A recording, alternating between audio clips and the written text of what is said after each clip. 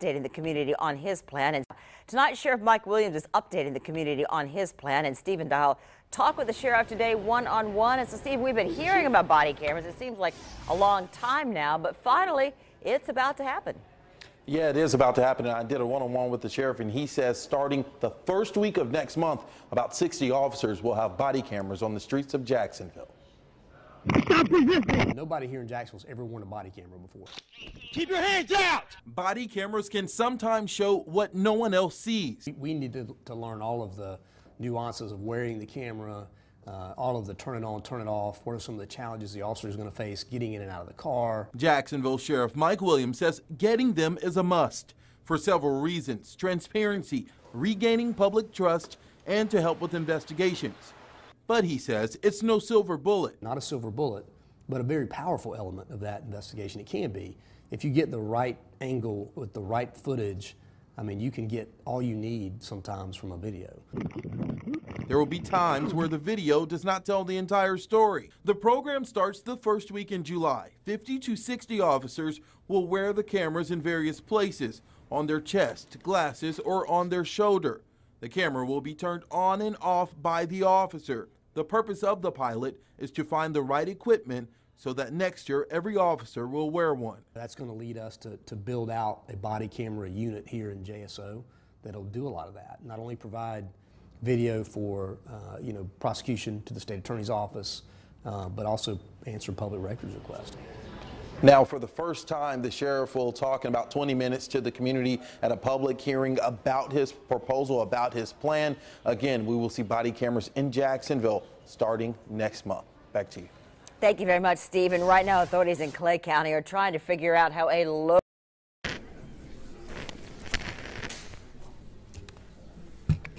Folks, we'll be starting in a few minutes. I want to remind you, if anybody's new in the room, so you're probably tired of hearing this.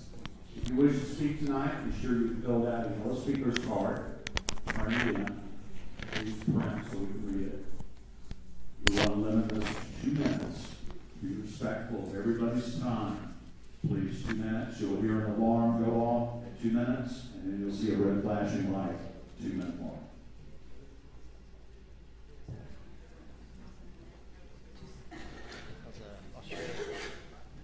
Good.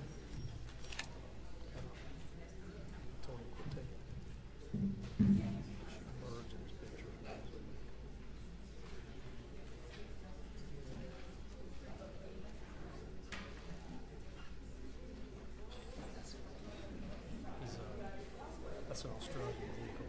So funny. So the army is on the vehicle. He's an expert guy. So the Australian vaccine.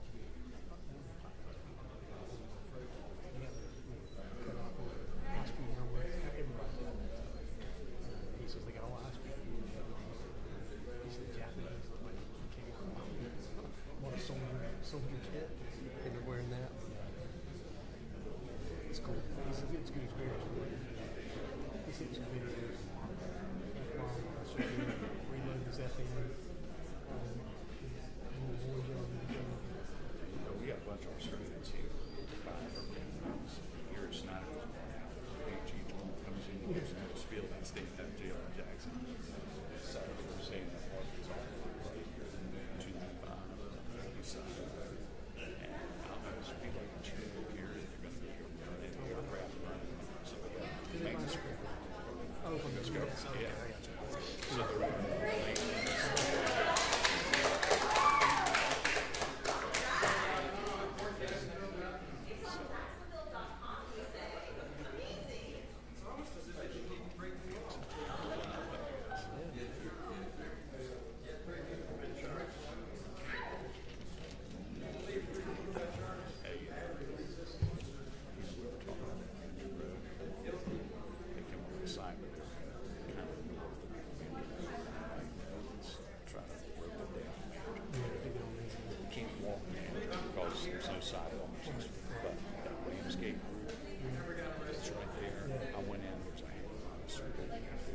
That's good. Yeah. That's what I can tell them on. Okay. Too far away. You want to push here. Yeah.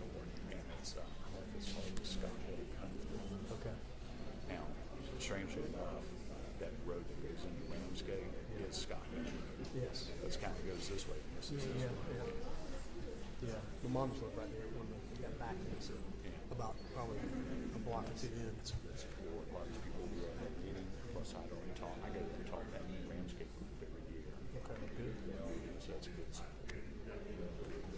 We have Mickey. We ready? Yep, let's do it. All right, good evening. My name is Jackson Short, and I'm the Zone Commander for the Downtown District.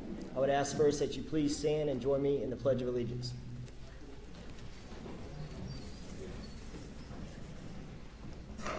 I pledge allegiance to the flag of the United States of America and to the republic for which it stands, one nation, under God, indivisible, with liberty and justice for all.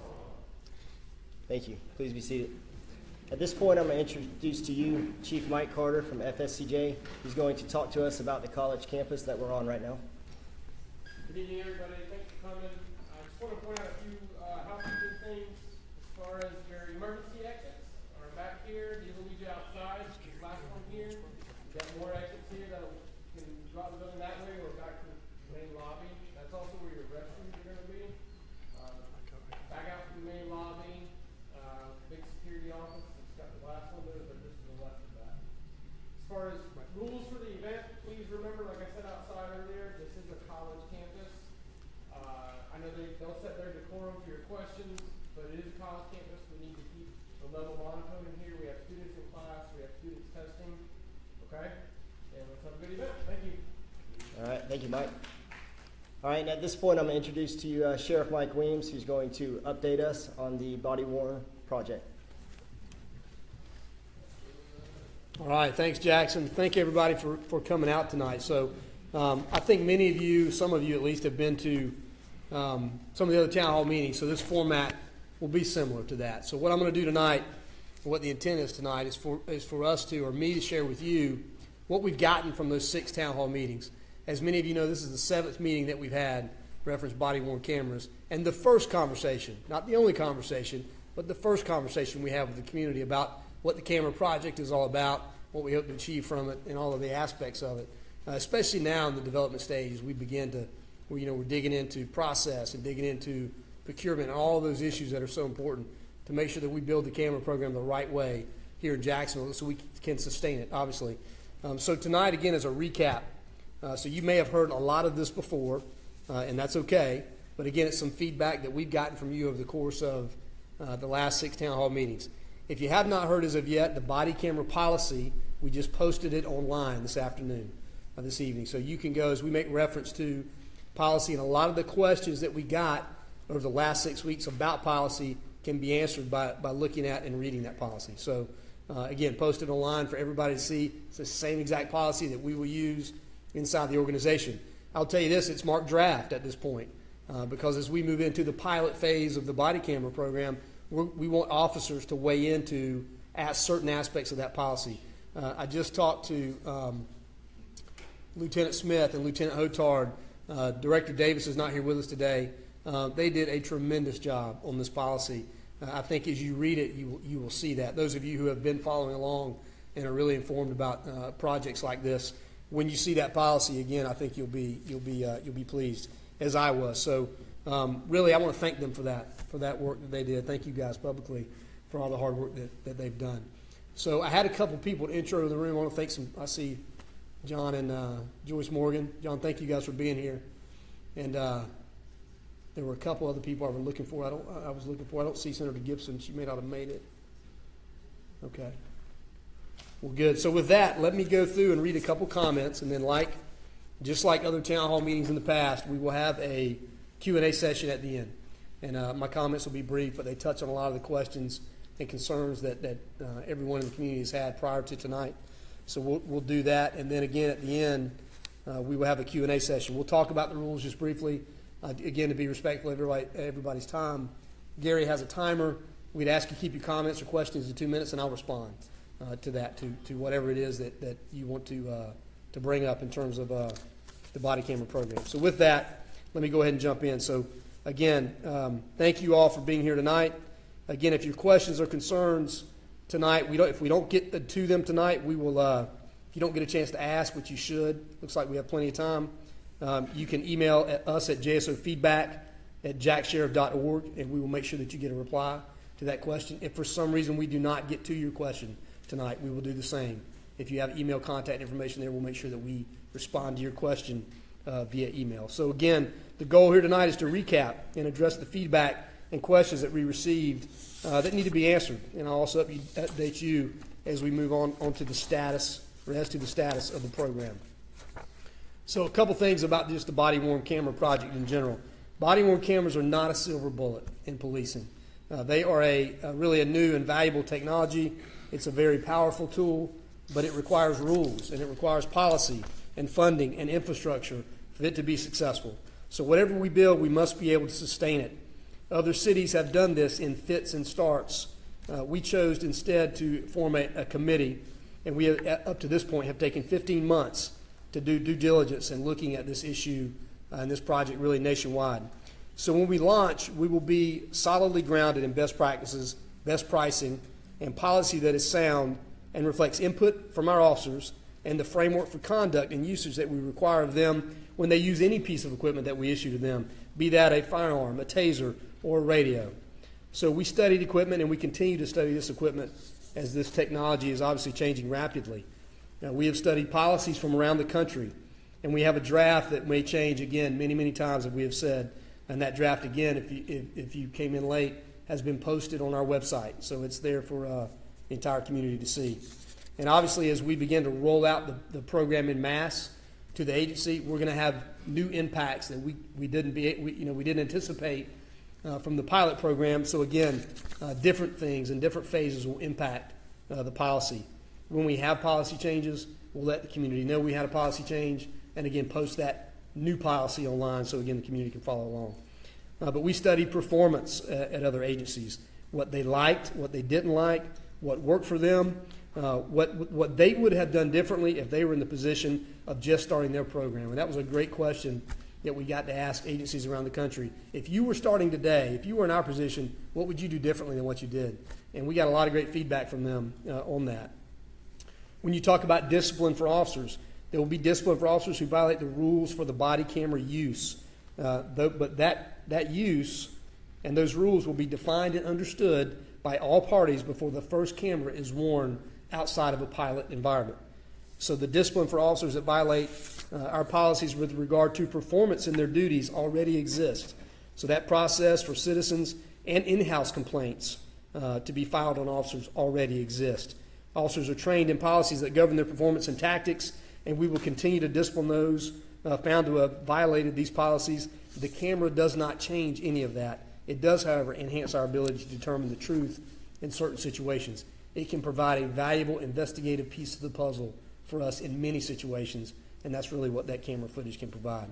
So let's talk a little bit about what we know so far about the rules of using a body camera in the state of Florida. So Florida State Statute 943-1718 governs the use of the camera by police agencies, and we will comply with this and all laws. Officers will receive the necessary and legally mandated training in the use of the device, and at this time we have a few certainties about some of the things that the officers will need to know and need to do in use of the program. So they will not be able to edit any footage. We know this. Only our Public Records Office will be able to redact them as legally allowed by law before a public record is released. They will be allowed to review footage before completing a police report, as again is allowed by law as of July 1 of this year. So they will honor the law with respect to a request that a citizen makes that a camera be turned off when there is a reasonable expectation of privacy. So again, that's outlined very clearly in the policy, a really good explanation of that in that draft that we posted online. They will have the discretion to cease recording when asked to do so by a citizen who wants to share information not for public record. That information could be suspect information, facts about a crime. That individual could reveal that they are a victim of a crime, or they could reveal the name of a crime victim. So when that request is made, the officers will have the ability again to deactivate the camera. Those instances where an incident or an encounter was not videoed will require the officer to submit in his report or document in his report what the exception was that allowed him to, again, deactivate that camera. So again, a level of oversight and accountability with the reports that are written. Keep in mind, we still write reports for every event. There are a variety of reports, and all of those may require at some level some documentation about why a camera was not activated, which again will be a pointer system for supervisors to monitor officers' use of the camera. So let's talk briefly about the equipment, about what we know. So as we mentioned, the technology is changing really every day. So we continue to review product offerings, and the cost really continue to decline as the technology improves. But we know that really our eyes can't be bigger than our stomachs. We have to buy only what we can afford and what meets our IT infrastructure needs, and really has to meet just our basic criteria to serve really as the body-worn camera for the agency.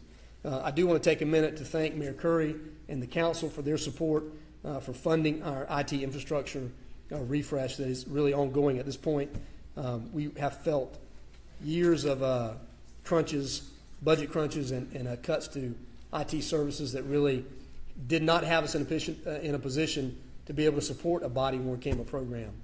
So with those changes, we've been able to do that. So as we move through this, pilot phase, we'll begin to build out our request for proposal as the technical pilot takes place this summer and obviously into the fall. This will be a competitive bid process by the city, open to all vendors who want to bid on the project. So as I mentioned earlier, the cost is changing rapidly as vendors continue to develop their products, and the pricing structures continue to evolve. But this technical pilot is done at no cost to taxpayers. The vendors who are participating in the pilot are providing their devices at no cost to the agency or the city. So future costs, there is money in the FY18 budget to address certain elements of the body camera program. A few personnel have been assigned to the body camera unit. We have some equipment cost, and ultimately at the end of the 17-18 budget year, the first purchase of the Jacksonville Sheriff's Office body-worn cameras. Not pilots, but cameras that we will roll out into operation into the city. So just a few more things. We'll talk about public records briefly. We touched on this earlier. Again, we're going to follow all laws in accordance to public records. Florida Records Law 119 provides for storage of records, which these videos obviously will become. And we will have to store these from anywhere from 90 days to 50 years, depending on what we capture on the video. We talk about the 90-day piece of video. The 90-day video will be the routine patrol of an officer in an area. We will save that video for 90 days. If there's no categorization of any of the video, in other words, if none of that is part of a crime scene, none of that's part of an investigation, that video will go away in 90 days. So as we have more conversations with the community about body cameras, one of the things we want to mention is that if you want to make a complaint against an officer and you want body camera footage to be part of that complaint, you have 90 days to make that complaint. You can still make the complaint anytime. You can make it 120 days. You can make the complaint a year later, obviously. But if you want body camera footage as part of that evidence, it has to be 90 days so that we can obviously be able to capture that and pull it in as part of the investigation. Once you do that, if it's the 89th day and we capture the video won't go away at that point. But we have to be able to get our hands on it before the 90-day mark to make sure that we have it, again, as we investigate that complaint. So again, we're preparing our infrastructure with the creation of the unit, as I just mentioned.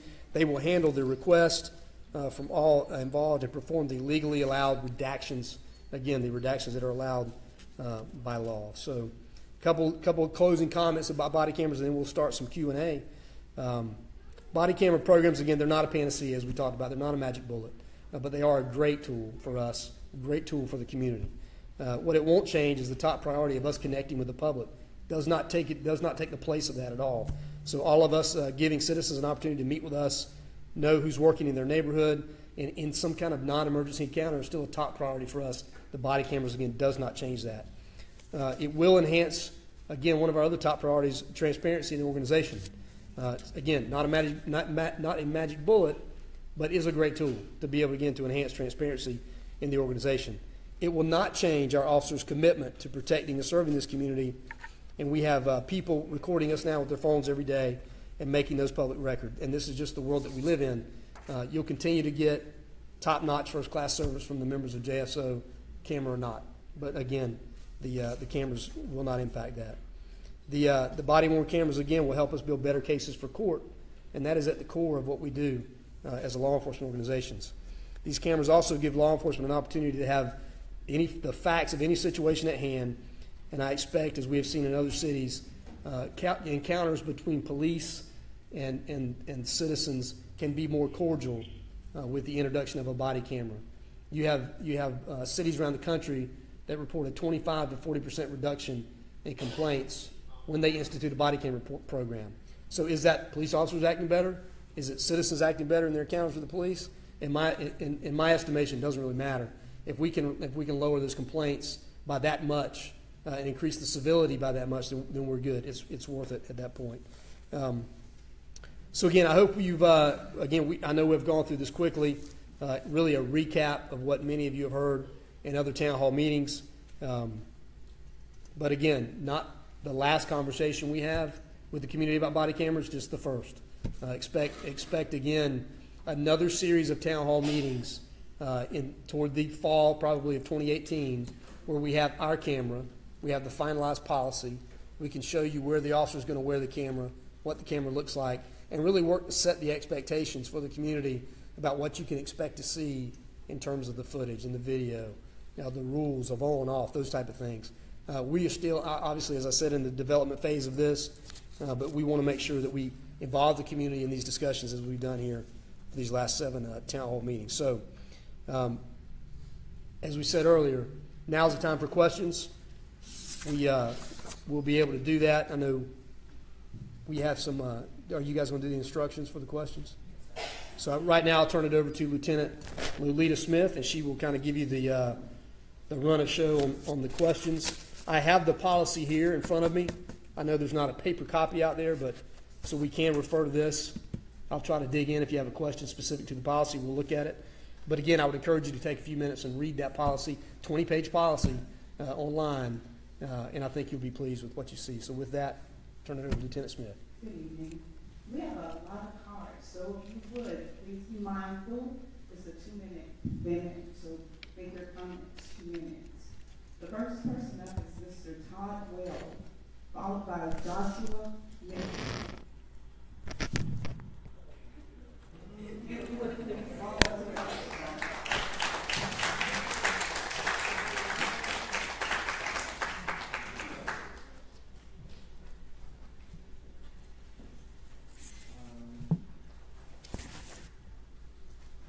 Man got killed a couple weeks ago by police, and I have a question about what is the protocol? What is the police protocol when being called and responding to domestic violence?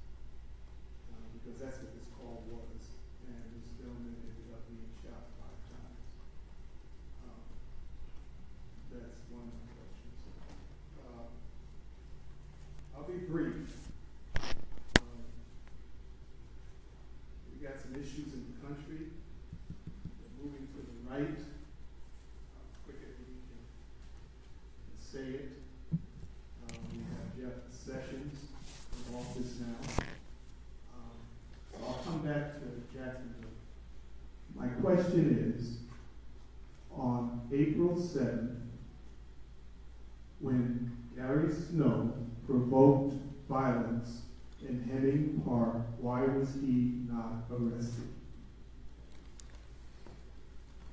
So the Hemming Park incident, again, we are in the process of an internal investigation on the use of force, and the state attorney's office is in the process of reviewing all the evidence to make a determination as to the charges that were brought against the individuals who were arrested, and was it appropriate that Mr. Snow was not arrested.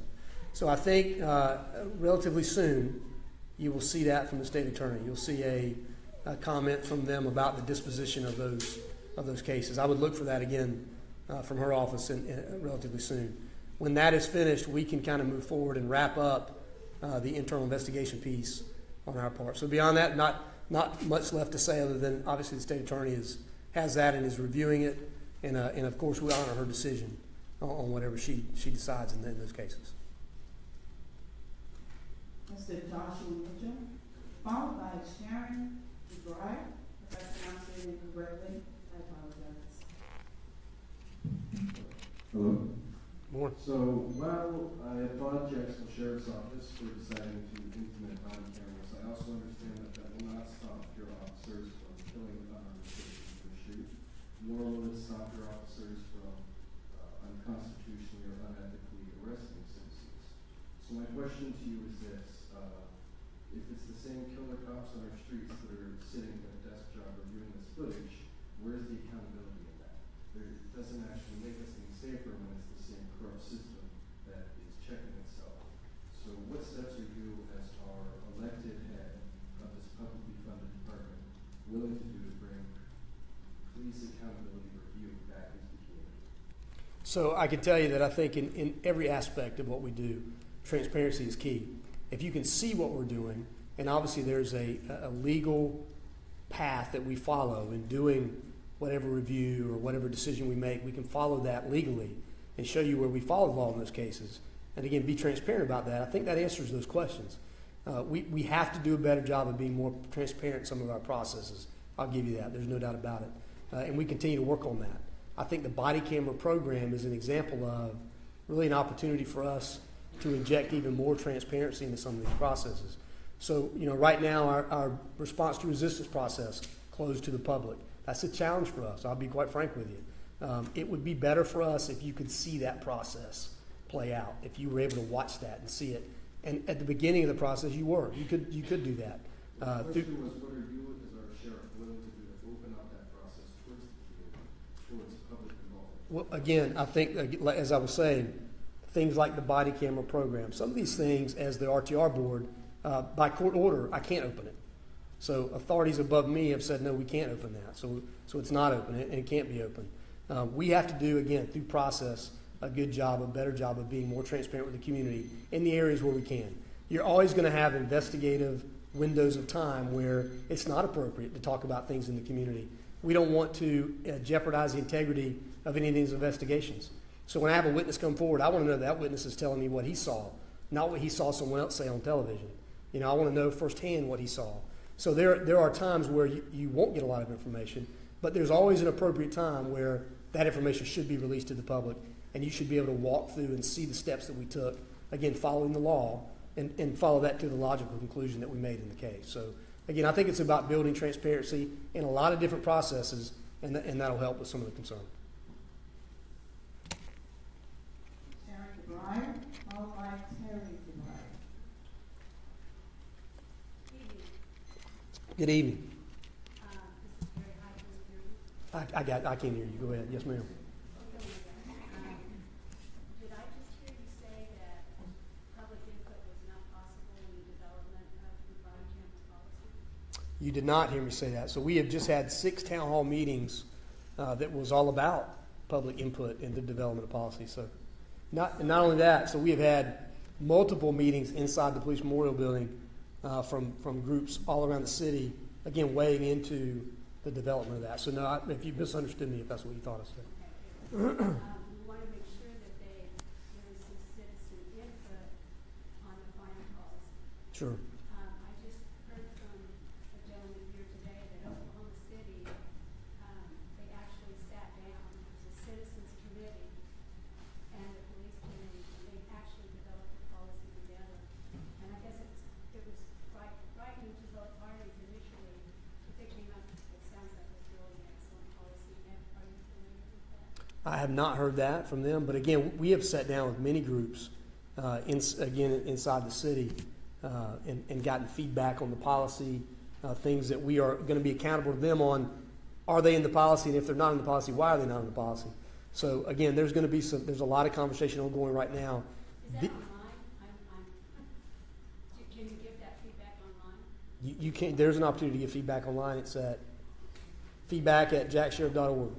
You can give it there. Absolutely. Thank you. You're welcome. It is. Let me make sure I got that right. It's feedback. JSO feedback. Thank you, Les. Yes, sir. Police departments around the country that are gentlemen de-escalation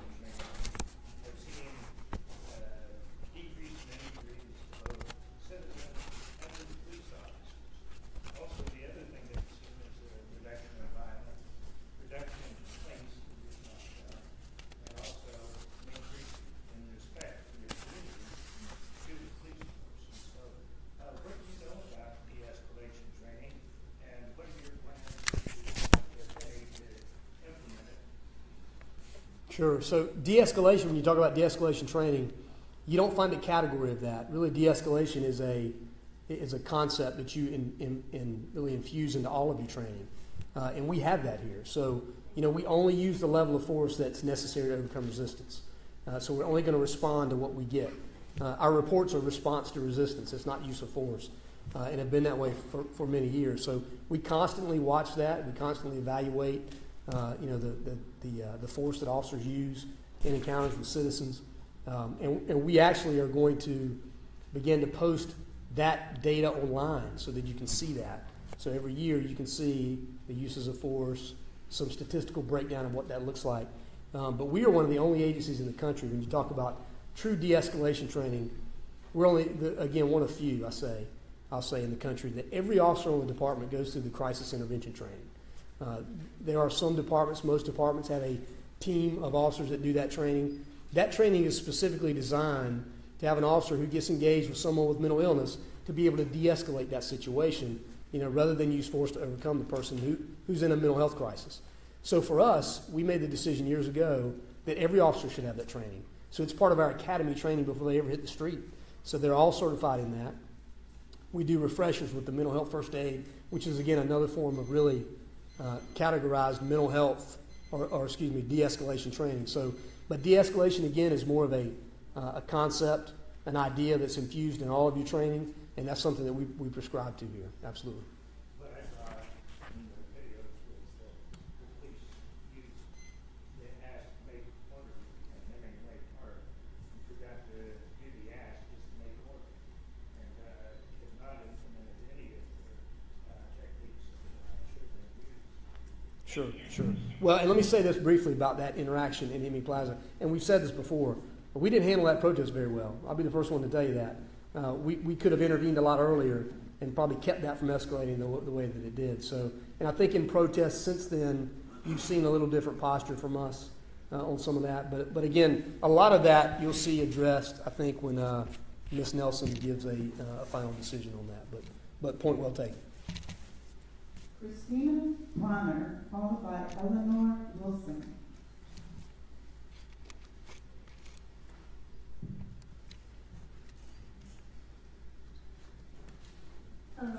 Thank you for hosting this. Yes. I just moved here, and from what I understand, there's a community initiative being started called JPAC, so the Jacksonville Police Accountability Council, and it's in order to have community control or some semblance of control over how our communities are policed.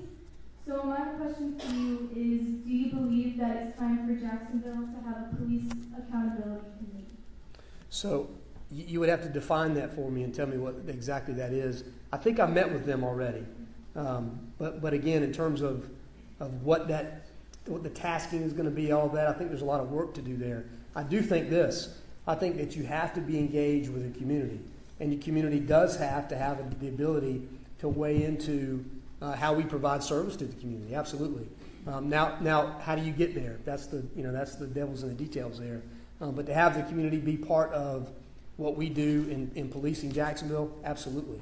Again, you got to work on the details of that, but I agree with you. You're welcome. Eleanor Wilson, followed by Mike Todd.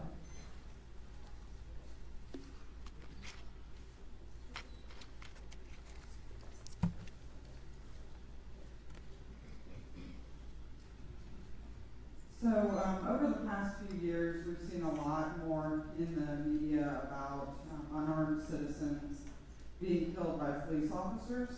My question is, in an incident when a police officer is using excessive force and a person fears for their life or a life of one of their fellow citizens, when is it acceptable for that person to intervene in a form of self-defense? So here is the best advice I can give you of that. If you have an encounter with a law enforcement officer, the best thing that you can do is just follow his instructions and let that encounter end. So even if you don't agree with anything that the officer is doing from the very beginning, there's a lot of recourse. There's a lot of ways to address that rather than at that scene push back. The challenge with that is you don't know what the officer's perspective is at that time. You don't know what he's thinking at that time. The best way for that to happen, obviously, is to follow the instructions, and then after the fact say, look, I don't think I was treated fairly. I think that this should have happened or that should have happened. Or the officer didn't know this or he didn't know that or he didn't ask the right questions. And we have the ability, obviously, to, in many different ways for the community to reach out and share that information with us. And we take all those complaints very seriously, and we investigate each and every one of those complaints, following up with the complainants on the results of that. So the best advice I can give you is to obviously comply with the instructions that the officers are giving you, even if you don't agree with them, and then follow up with a complaint afterwards and say, look, I don't agree with the way that happened.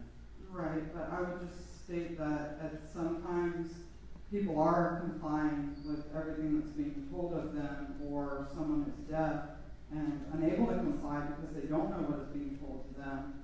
And it is possible that at a point where a complaint could be filed, a life has already been lost. Thank you. Mike Cobb, followed by Maria Garcia.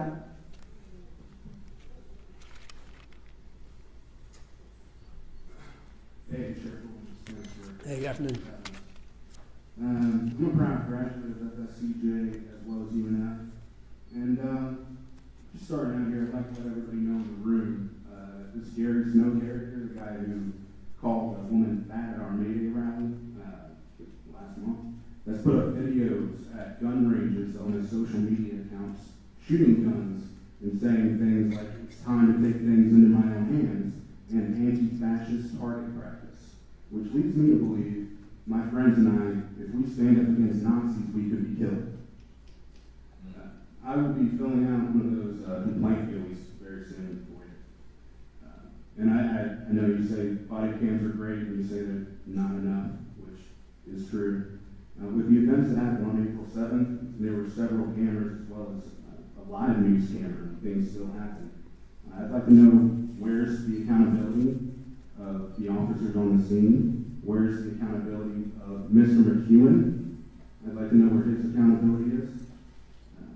We need community control of the police, and we're moving forward with JPAC, looking into the legal steps to get this implemented. And as a witness to the events on April 7th, I'd like to ask a few questions. Where was Lieutenant Jimmy on April 7th? Don't remember his last name, but he tells me to call him Jimmy. He always helped us to keep Gary Snow away. Why did no one properly stand in for him to handle the way that he handled it when he wasn't there? Why was Gary Snow not arrested since he caused a police attack on peaceful demonstrators who have been protesting peacefully for 5 years? There's video evidence of him being pushed by an officer after getting physical with us several times. Then an officer grabs and attacks my friend. I thought my friend was dead for 3 hours, and his mother couldn't even see him in the hospital until he was bailed out. It took less than 24 hours for this city to raise $15,000 as we've been protesting peacefully for up to 5 years already. Thank you.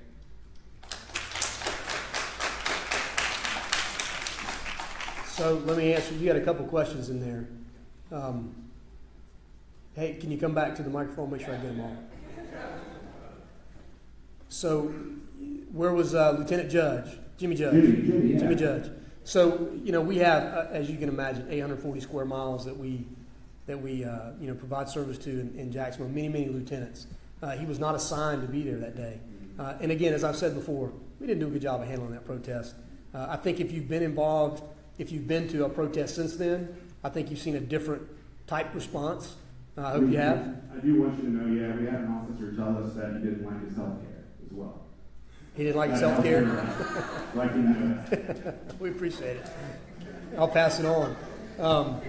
And some of the, I'll wrap the rest of the concerns about the April 7th incident up as I did before. So, in terms of accountability, you've got internal oversight, you've got the oversight of the state attorney's office, looking at that case, all that video, reviewing those arrests. All of that is really in their hands at this point. That's how that system works. So they have everything that everybody has. There are people that have turned stuff over directly to the state, which we're absolutely are fine with, and that's more than appropriate. So you should see some kind of adjudication of all of that in the next few days come out from the state attorney's office, and that will answer many of these questions. Again, those decisions not made by the sheriff's office, but made by the state in terms of the adjudication of that. So, and it will address some of our actions at the scene as well, and we can talk a little bit more about that when those findings are released. So, you're welcome. Maria Garcia, followed by Catherine Corby.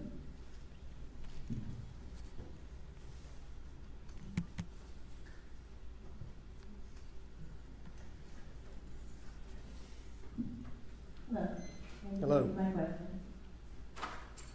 During the events of April 7th at Hemming Park, several live video recordings captured JSO using excessive force on protesters, including an older veteran.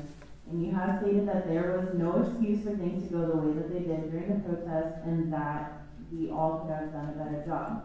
Yet, no officers so far have been disciplined for handling the confrontation in such a poor way. Why do you think body-worn cameras would make a difference in the way that officers behave towards citizens, especially when they already know that in today's society, cameras are always rolling, and they still continue to use excessive and even deadly force? It seems that these officers behave the way they do because they really don't think there's going to be any repercussions. What are you doing? What are you going to do in the future to make sure that officers know that there will be repercussions for excessive force? So I would say this. I would challenge you to look at the track record of our organization in terms of holding people accountable, up into including arresting police officers when they violate the law. We don't hold back on that. If we get clear evidence of that, we take action immediately when that happens. In terms of this case, as I've said before, the adjudication of all of this is really in the hands at this point of the state attorney's office. So did the officers use excessive force? We will look at that. I know the state attorney's looking at that. Were the arrest appropriate? Again, the state attorney will be able to weigh in on all of those claims. Your comment about body cameras, and officers' conduct. Listen, we're all on camera all the time anyway. I think you agree. I think that's your point. We have to continue to work to improve relations in the community. Body cameras do a lot more than just focus on officer conduct. Again, they do a lot in terms of transparency. Incidents that occur that, whether it's appropriate or not, are captured on video. So we can show video of appropriate incidences. And we can say, look, this is okay. Here's what happened and here's why it happened. And you can see all that. I think it helps to probably clear some of the narrative about, interactions between police and the community. So more benefits than just that from the body cameras, which makes the project well worth it, obviously. And again, all the questions surrounding the April 7th incident, I feel certain that in a few days you will get a lot of those answers, again, that I can't really provide you tonight. Thank you. Catherine Corby, followed by James B. Inger.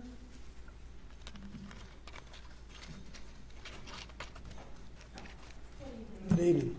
My concerns are very similar to Maria's, so I'm going to try not to be too repetitive, but I'd like to know, hold on one second, I just lost my note, pardon me. How exactly are body cameras going to help police accountability in light of cases like the Jax 5, where ample video evidence of Gary Snow assaulting protesters and making physical contact with police officers, as well as assaulting protesters and ignoring the crowd, informing them that the man they were beating and tasing as they pinned him to the ground was deaf and could not hear his commands to comply. But despite all the footage that proved official police reports were lies, the people have yet to get justice. Now, we just got good news that Connell Crooms and Dave Schneider's charges have been dropped, but Gary is on camera. Gary is on camera breaking the law, assaulting officers, and he is yet to be detained. He's also currently using the Jacksonville Sheriff's Office logo on his Jacksonville Code Blue page. I'm confused. Does he work for your office? Did you allow him to use your intellectual property? Does he represent JSO? I don't know, and as a member of the community, that concerns me. Because after what I saw April 7th, I am horrified of the police. I have panic attacks every time I see an officer in uniform. Officer McEwen, after brutalizing my friends, pushed me into traffic and lied about the fact. I have that on camera. How are body cameras going to make me and these people in the community trust your office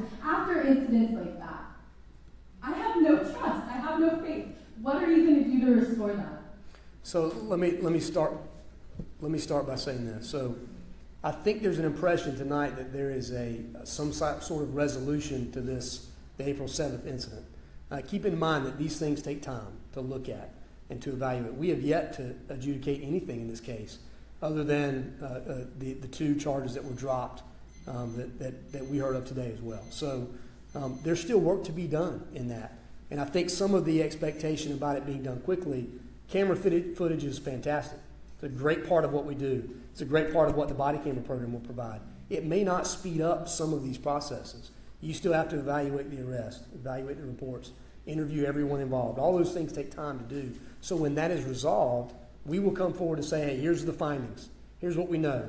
Looking at the footage, reading the reports, interviewing the witnesses, here's what we've determined. So again, body camera footage is a piece of it. It's not all of it. And that footage from April 7th is a piece of it, not all of it. And all of those things are still obviously being worked, at this point. So again, I think that the resolution or the adjudication from the state attorney will answer a lot of these questions, and that ball is in her court right now. But besides the body cameras, what is your office doing to gain community's trust again?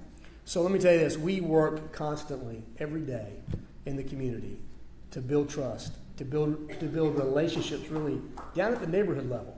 So we're working and walking neighborhoods. I'm walking neighborhoods. Lieutenants, officers, sergeants are walking neighborhoods. We just did a neighborhood walk Monday at 45th and Dodge out off of Moncrief. It's about really, creating an environment where we have an interaction with the citizen beyond some kind of police service call. So, our neighborhood walks, you knock on the door and basically ask the community, hey, how's the neighborhood and how can we help? And the more we do that, the more we build trust. Again, down at that neighborhood level. We're seeing some gains from that. I can point to this weekend where we had a tragic weekend, 9 shooting incidents around the city this weekend. 4 of those we made arrests in that same weekend. We only did that because we had the support of the community. Things that, I can point to we may not have had in years past. Lots of cooperation we get in these cases from the community. So the more we work to build that relationship, and it's really that simple, having interactions with the community, beyond some kind of police service call. So whether it's coffee with a cop, whether it's neighborhood walk, whether it's interactions we have with parents and kids at PAL, or in many of our nonprofit partnerships around the city, all that works to build trust. All that works to build relationships. You can't build trust until you have a relationship with somebody. You got to start there. And that's what we're doing every day. What about the intellectual property question? Have you allowed Gary Snow to use your logo? So we don't, as we have been told by our general counsel, have the ability to stop that as of yet. So again, it's something that we're looking at. Not a trademark issue, not a trademark item. So there's nothing that we currently can do. Looking to resolve that, not just because of Mr. Snow's usage. We have other usages of the logo that we don't approve of. So we need to work on that, and again, it's something that we have to work on through the General Counsel I'm Office. concerned about people falsely identifying themselves as a police officer affiliated with the police force, and I want to know that logo is something I can trust. Absolutely. Thank you. James Wingo, followed by Catherine Pierce.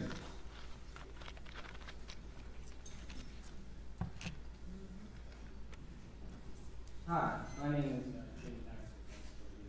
Yes, sir. I'm an active member of the Democratic Party.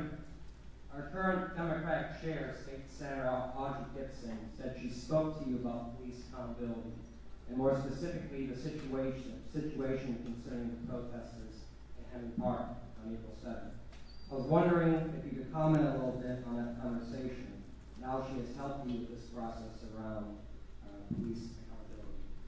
Good, great question. Actually, the senator and I have spoken a few times about the incident on April 7th, and probably right after the first time that the incident occurred, we had a conversation, right? And she has helped. She has helped weigh in, provide a perspective, not just on this issue, but on many issues, and I value her input on that. So I think when we talk about that, we talk in terms of building relationships with the community, being transparent with the community. I mean, those are the things, again, that we've got to do to work to. Can you maybe comment on some of the suggestions? And that's, I am. I mean, when we talk, without getting into specific detail, it's about working hard to build relationships in the community. Keep in mind that there's no mandate for any law enforcement agency in the country to go walk in a neighborhood, knock on the door, say, how's the neighborhood, and how can we help? It's smart. It makes sense. They should do it. There's no mandate to do that. But we have taken the mantra here that we're going to do it every single day. So we feel like, look, if we're not moving ahead in the area of building community engagement, community relations, we're falling behind. And it takes a daily effort to do that. So the conversations that we have really are surrounding that, making sure that we, again, continue to work toward transparency, continue to build relationships. It's nothing that can happen overnight. It's not going to change overnight. But I think that we've come a long way in terms of at least laying the groundwork for how we want to move forward in the future. Thank you, sir. You're welcome. Thank you. Catherine Pierce, followed by June Kent. Yes, ma'am. Question having to do with the Florida Department of Law Enforcement. And can you tell me currently that the Florida Department has the power to investigate any or all police shootings where there's a police involvement in the Charles County? So they do not. They play a role, but they don't independently do the investigation. So for us, when we have a police shooting, you have our investigators from the cold case unit that respond to interview witnesses and gather facts, along with attorneys and investigators from the state attorney's office that respond to do the same thing. So there's a concurrent effort that goes on there at the same time. FDLE processes all the forensic evidence from the scene for that. And if there is, unfortunately, a fatality, the medical examiner, a fourth agency, is involved in the investigation. So you've got really independent eyes from 4 different organizations looking at that incident. And again, all of that information lands with the state attorney. So no matter who gathers the facts or looks at interviews the witnesses, our state attorney in this circuit still makes the determination of whether or not the shooting was justified. Did the officer violate the law in the shooting? Once that decision's made, once that decision's made, then it comes to the internal process of the review. That piece is only going to be the criminal element of the case has been cleared. The state has said there are no criminal charges that would be filed. However, the officer could still be disciplined, suspended, terminated, or for the incident for violating policy. So the policy review is the second part of that incident. Does that answer your question? Pretty good. Okay. I'm not completely clear on, there is a role of the Florida Department of Law Enforcement in investigating an incident of police shooting. They do some around the state. They do. Yes, ma'am.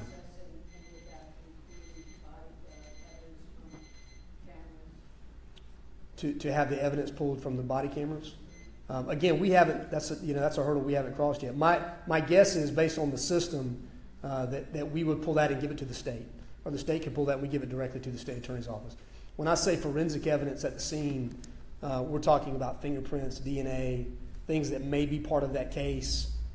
Those are the things that the science, that need to be proven by science. FDLE does that piece for us in those cases. Thank you. Jim Kent, followed by Ronald Neo.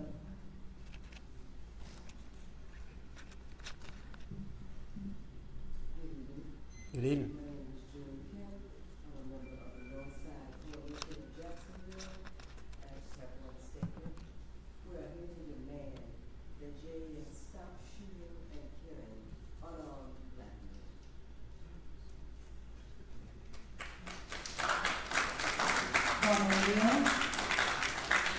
Followed by Lynette Atwater.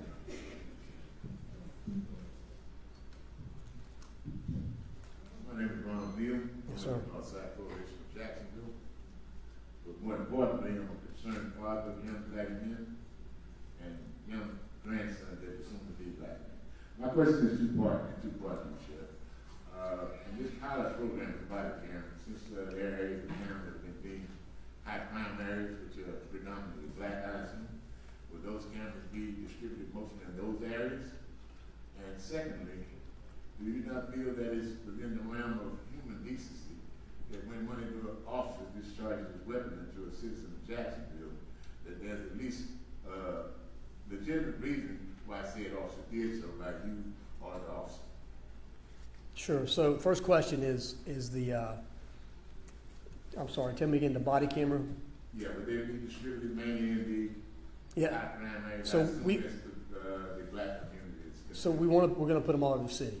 So there'll be some, obviously, but there'll be some pockets of body cameras in the pilot citywide.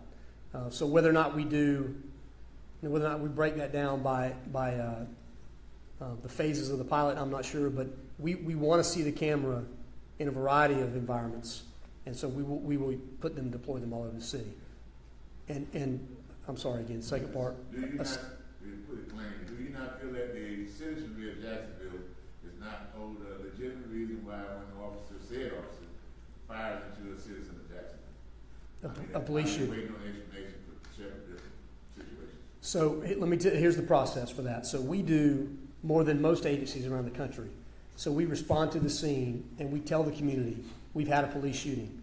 We do 2 press conferences before the investigation is really even delivered to the state attorney's office. The first one is, hey, we've had a shooting, the basics of what we know, and we usually do a follow-up press conference the next day, the next morning, the next afternoon, again, to tell people, again, here's what we know up to this point. At that point in any investigation, you're not going to get a lot of comment moving forward, again, because we want to protect the integrity of that investigation. We want the facts of the case and the evidence of the case to lead us to that logical conclusion. So if every time I have a witness come forward and say, hey, I saw this, if I put that out on television, the next person that comes forward, I'm not going to know if they actually saw that or they just heard that from the other witness. And that's just not in police shooting cases. That's in any case. You want to keep that, keep the integrity of the investigation close. Once it's done, then I think posting the information online, again, which you'll see here in the next couple of weeks, to be able to show all of the aspects of the case is important. And in that resolution, you will find out, did the officer violate the law? And obviously, if he violated the law, he'd be prosecuted by the state attorney's office. Did he violate policy once it comes to us? If he's violated policy, he'd be terminated for that. So, and again, if you look at our track record, I think you'll see that we do a good job of holding officers accountable, both to criminal allegations or criminal violations and to policy violations. So, does that answer your question? To a degree. Okay. So is you saying that there's an ongoing investigation as to shootings that may have happened some time ago? Yes, sir. There is never going to be a shooting in Jacksonville. We don't close the loop on the investigation.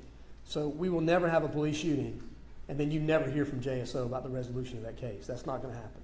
So if there are shootings out there that we have not resolved as of yet, then there's nothing. If there's one in particular, then there hasn't been an adjudication made as of yet. So I think in listening to the comments tonight, one of the things we need to do a better job of is explain the timetable of the events. The April 7th events, again, a lot of that is still under review, not because we don't want to talk about the facts, just because it takes that long. And a police shooting is very similar.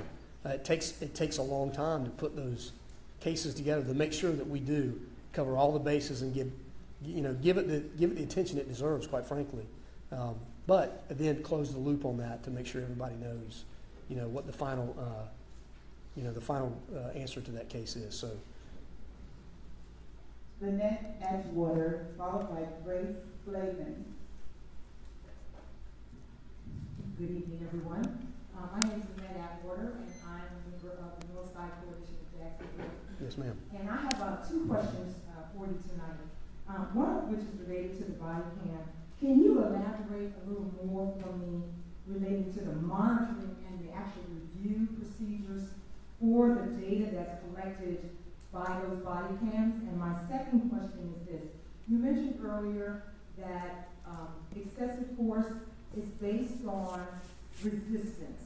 And do you have any statistical information that shows how many unarmed African-American citizens are shot and killed by African-American officers if all of your officers are receiving the same amount of training?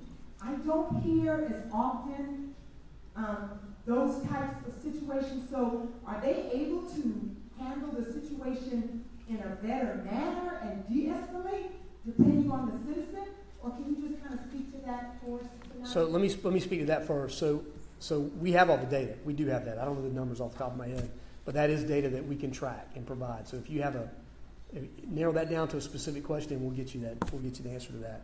In terms of training, everybody's trained the same way, but every police shooting is also different.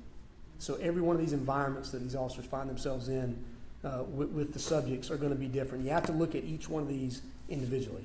Not that you're not held accountable to the larger statistic. You can be, but in fairness, you need to drill down and look at each one of the circumstances of a police shooting. So, for example, take 10 shootings. This is all generic information.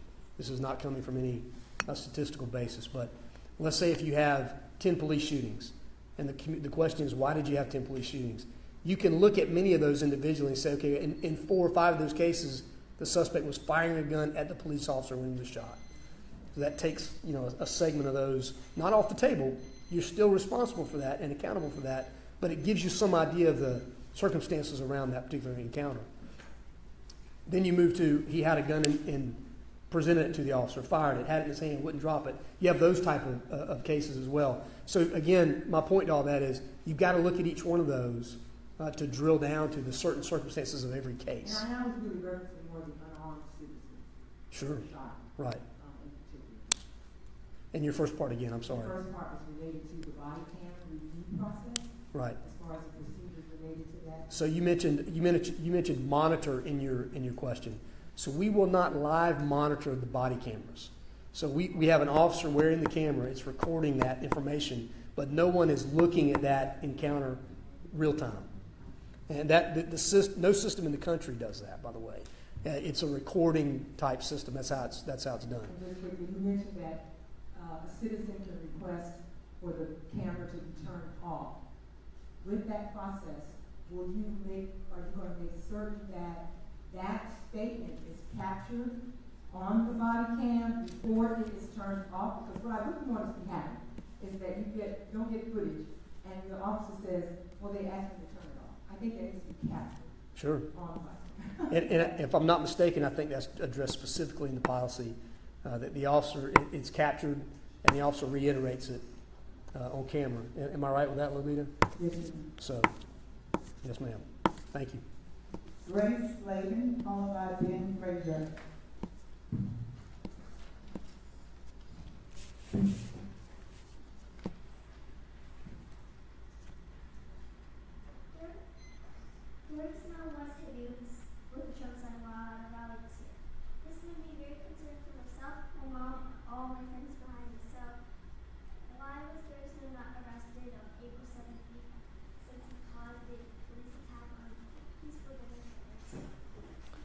So again, I think the review of that is underway. The officers at the scene did not arrest.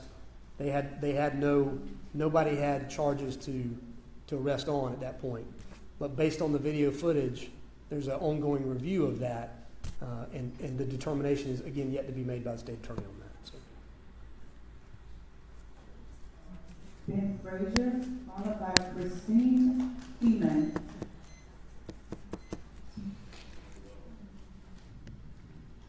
Good evening. Good evening, Ben. You got the best voice in radio, by the way, I want to tell you. You do. Sure. Now let's get down to it. PRUMMELL Bing Jr. shot and killed more than a year ago. At that time, you said the officer unholstered his weapon for some unknown reason. And here it is, over a year later, and we don't know anything. Question, let me put this the nicest way I can. What's taking so damn long? That's the first question. You want me to answer that now, or you want to keep? Right now. Right now. I'm on it. So, if as you remember, we've, and I don't want to speak for the state attorney, but we have a new state attorney that came into office in January. So I can tell you that's probably had something to do with the delay, and I can tell you that. So the delay. Keep in mind the delay. That's had something to do with the delay. The state attorney has that information now. So the investigation is in her office, and right now it's her decision. The next step in this case rests with the state attorney's office. So again, not speaking for her. But do, in deference to her. We're waiting on her, is that it? Absolutely. If I write that down. Okay, the Northside Coalition of Jacksonville is concerned, Sheriff, about a pattern or practice of racially discriminatory law enforcement shot by Jacksonville police in the last decade. 96 out of 124 were black. Racially disproportionate. There is, in fact, empirical evidence of widespread racially disproportionate application of law enforcement in Jacksonville. These disparities constitute particular violation of civil rights of African Americans and other minorities. We've seen incident after incident after incident, and excuse after excuse after excuse. Would you allow, and this is rhetorical, but would you allow a fox to guard your hen house? No, you wouldn't. You're investigating yourself, Sheriff. We don't like it. Your internal investigations need to be halted, need to be stopped. And so here's a question that you don't have to turn to anyone else about. You can ask the FDLE to investigate all police shootings in Jacksonville. You can sign a memorandum of understanding. The question, Sheriff, is, are you ready to do that to substantiate all of your claims for wanting so much transparency? It's time to end the internal investigation. That's it. Well, thank you, Ben. So as I mentioned before, the process that we have in place now to investigate police shootings is a model policy if you look around the country. We have four, not one, four agencies involved when it comes to the investigation of a police shooting.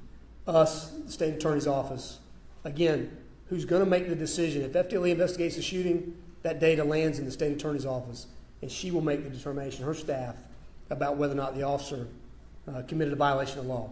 FDLE is currently involved in the process of the forensic evidence in the case. And if there is tragically a fatality, then the medical examiner is also involved. Four different organizations weighing into that, not one, but four. I think the idea or the impression that a JSO detective goes to the scene and walks back to the office and shuts the door and comes back out 2 months later with a report that says the shooting is justified is incorrect. That is not the way the process works. And listen, we'll take some responsibility for that. We have not done a good enough job of explaining what the process actually is. So in that, go ahead. Sure, we understand the process. These people are intelligent people. Sure, absolutely. Okay, but you don't know the process unless we tell you. The bottom line here is there's never been a police officer charged with anything. We don't like the results of your investigation. It always comes up the same. The victim is dead and the cop gets off. That's it. We don't like that. Now the question straightforwardly is, are you prepared to turn your back on those internal investigations and sign a memorandum of understanding that would allow the FDLE to begin investigations, which would enhance trust and transparency and accountability between your agency and the community? Do you think maybe it's time? These internal investigations are always controversial. They're never thankful. Nobody's going to tell you thank you in the end. It's time to end it. Are you prepared to sign a memorandum of understanding, yes or no? So that, again, based on my prior explanation, the answer is no. We have four agencies right now investigating these shootings. Again, a process that, if you look around the country, DOJ refers that process to people. So again, FDLE is involved currently with the forensic evidence. The state attorney is ultimately still the one that makes the decision, not JSO, in these cases about whether or not a officer is criminally charged or not. And so we've had many discussions about that. I know your position. You know mine. Yes, sir, it is. Yes, sir, it is. Kristen Keeman, followed by B. and Gustavo.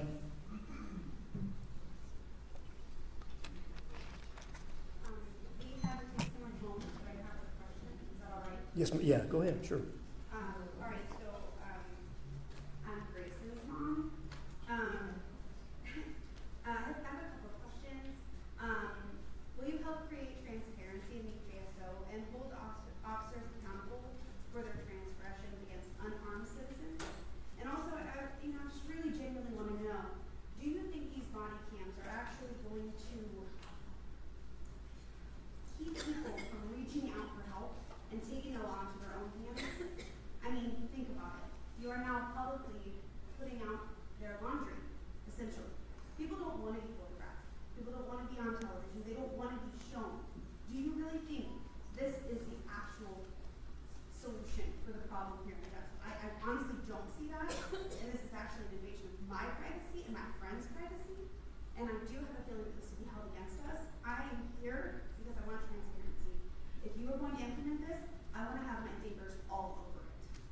Well, good. And so, as you've seen, I mean, we're welcome for input into the policy. This is the 7th town hall meeting. We will have more again, as I said, next year to be able to weigh in, so everybody understands the use of the camera, what we do with the footage, all of that. There's no secrets in that. To your point about, is this a valid project, a program? Absolutely it is. I think you'll see around the country in the next 10 years, when an officer puts on a uniform, he's going to be wearing a camera. So, and you can, I'm sure you have seen examples of this. Video footage is everywhere today. We all walk around with video cameras in our pockets today. However, we don't have any video cameras. So my video camera is only one person. Yours becomes the law. Do you understand that? Do you see the difference? No, mine does not become the law. Mine becomes a piece. Mine becomes a piece of an investigation. Evidence, right. Sure, So is absolutely. your evidence equal to my evidence? Is your evidence equal to my evidence? If I record Yeah. the same thing you record, Right. can they be both put into evidence equally? Absolutely. That's my It question. happens today, as a matter of fact. Can you cut and paste because I've seen things where you can turn it off. I mean, I've seen people are posting all over my Facebook right now, telling me in their city that the cops will turn them off and then turn them back on. So how does that make me feel more safe? That doesn't make me feel safe. That actually Right. makes me feel like I'm not even valid.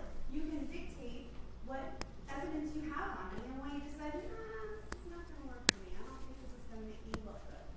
So well, let me tell you this. So that be held accountable for what you're doing. Absolutely. If you're going to be recording us, you record all of it. Everything.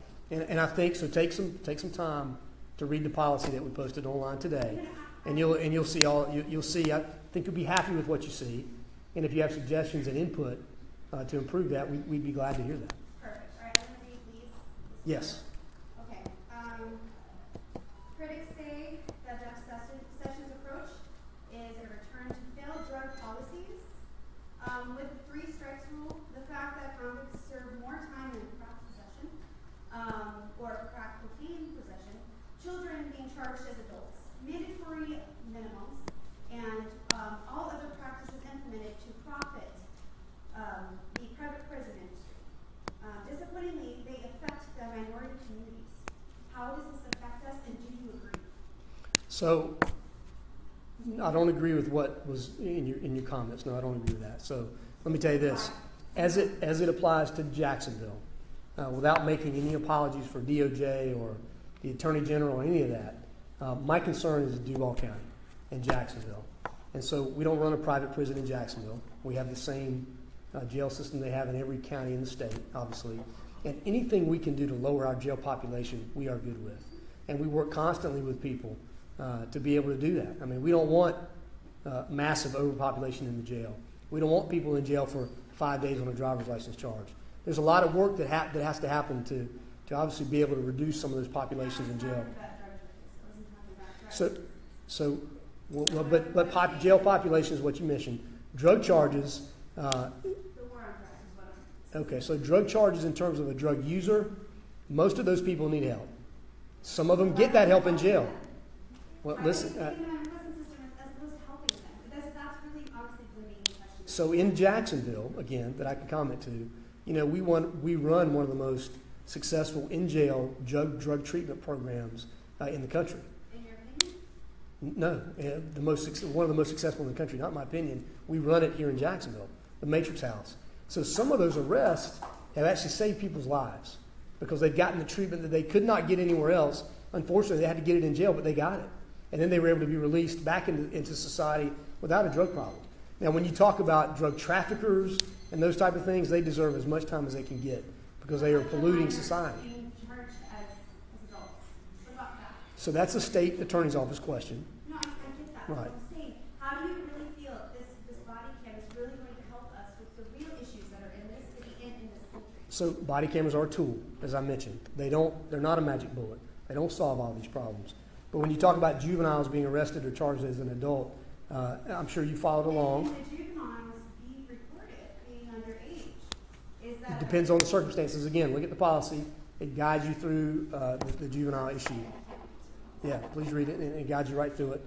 In terms of juveniles and arrest, if you follow along, we just signed a new MOU in Duval County and the whole Fourth Circuit to increase the use of the juvenile civil citation that diverts juveniles away from jail and to treatment programs and other type of diversionary programs to keep them out of the criminal justice system on those, those minor first-time offenses that in years past have landed them in the criminal justice system, which really gives you a record and not much else in terms of treatment or setting you on the right path. Sure, but again, I think you've seen a commitment from the state attorney and law enforcement nationwide. It's implemented today. We just signed it. We signed it about a month ago. So, but please take some time and read that policy. I think you'll be happy with what you see. Gary Snow, followed by Denise Hunt. Thank you, Brad.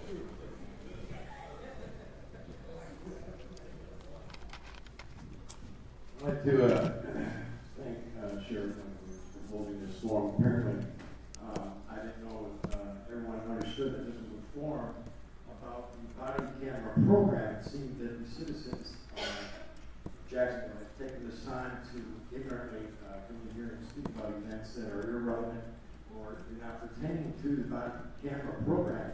Racist. And as I can say, the ignorance by some Racist. Racist. I have a couple things real quick.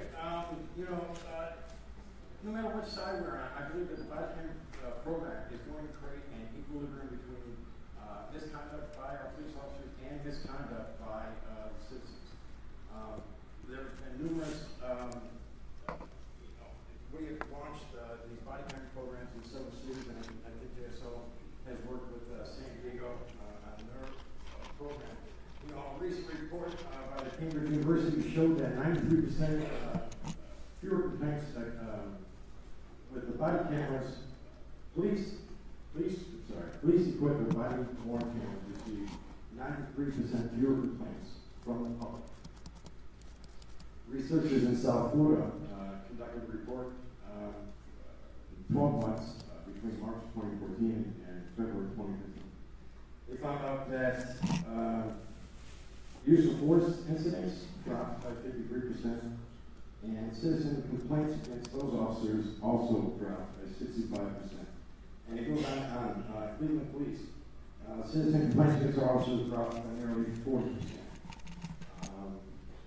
Body-worn cameras in Railroad, California, 88% reduction in the number of citizen complaints between the prior year. Body-worn camera results in Mesa, Arizona, 40% fewer complaints. The question is, I'm saying that these body cameras are not only going to hold police accountable for their misconduct, but it's also going to hold the public accountable for false accusations and false complaints against our police officers. It has been noted, and it is a fact, and I support these body cameras, and I believe the citizens of Jacksonville should also support the body camera program. On another note, some people have brought my name up again. I thought this was a body camera forum. If JSO has a problem with me using their emblem on my Facebook page, if Sheriff Mike Williams simply asks me to take it down, I will. It's called comply. It's called when the police ask you to do something and you comply. You follow. I got one other thing. So move real quick, Mr. We would like you to take it down. So we would. We would like you to take the you're asking everybody to take that down. Denise Hunt, followed by Joe Ross Sr. Hello, Sheriff Williams. Hey Denise, how are you? I'm kind of nervous because I'm not used to being around this many police officers. I'm really nervous. I'm glad to hear you did go ahead and ask them to take that down. It goes a long ways. And in fairness, we're asking everybody who's using it now to take it to not to stop using it. So. Right. You know, I was just thinking, I'm just going to talk to you from my heart right now, because there's so much at stake in this city. So many lives are at stake. You know, in 1963, Martin Luther King had a dream. And he gave his famous I Have a Dream speech. I have a dream tonight that I will one day live in a city where I don't have to have body cameras, because I will be able to trust the Jacksonville Sheriff's Office to be transparent, truthful, honest, fair, and deliver equal justice. Okay. Do you share that dream? And if so, will you give me your personal word that you will look at those body camera pictures? And I don't care about what Sheriff, State Attorney Melissa Nelson, I don't care about Mayor Lenny Curtis' decision. I want you as a man of God, a man with integrity, to look at those cameras and say, if it's wrong, you will hold those officers accountable, and you don't have a problem with sending them to jail like anybody else. That's all we're asking for, sir. Equal justice. We don't want anything else. We're not wanting any more. Just equal justice. And that's not being done in this city. And we can do a better job. But it takes you being honest. It takes those police officers being honest.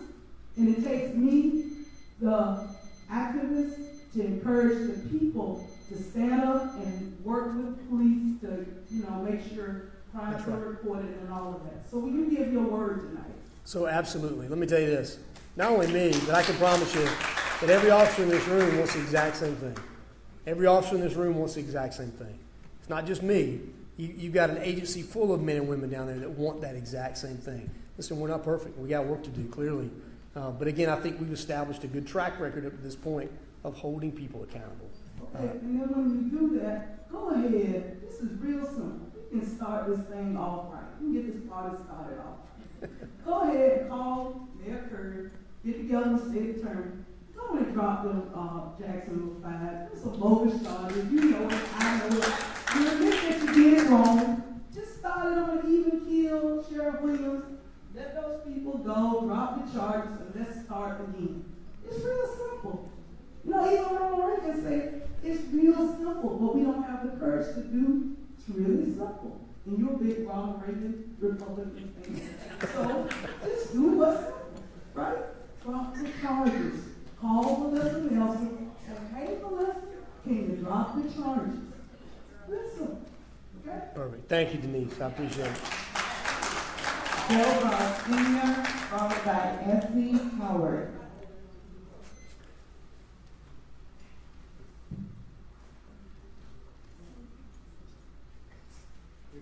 Yes, sir. Good evening. My name is Joe Ross. I'm a member of the Northside Coalition. Sure. I got involved. Can't hear you. Sure. I got involved in this organization because I feel the need to be able to trust the sheriff. And as a result of that, I can't get over the fact that there is a pattern of shooting unarmed black men. There is a pattern, and with that said, that forced me into being part of an organization where I could collaboratively try and sort through barcodes and the associated protocols, policies, procedures, all of those things are objectives or strategies to be able to improve community relations, create transparency, and to at least make me feel that I'm going to say fair share. Sure. Today, right now, I don't feel this.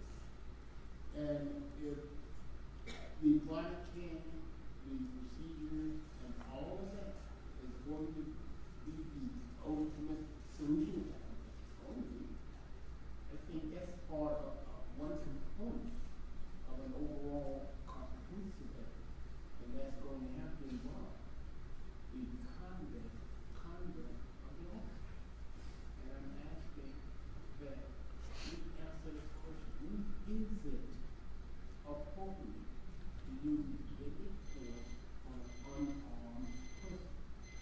So let me say this. I think you've heard me tonight say multiple times. This doesn't fix all of these issues. It doesn't. It is a great tool. It's a very powerful tool. It's going to work well for this community. But it doesn't, I can't flip the switch and say all these problems go away. That ain't how it works. You know, again, a great tool, and I really believe that. Listen, if I didn't believe it was a great tool, I wouldn't have spent 15 months up to this point investing time and effort and energy into building, you know, what I think is a fantastic policy up to this point. And again, leveraging the community for their support, all of that, getting input from the community. It is a good project. But again, not the ultimate, not the magic bullet, not at all. And I'm glad to hear you say that. That's part of the expectation we want to set with the community. That look, this is a piece of the equation. Not the only piece, but a piece.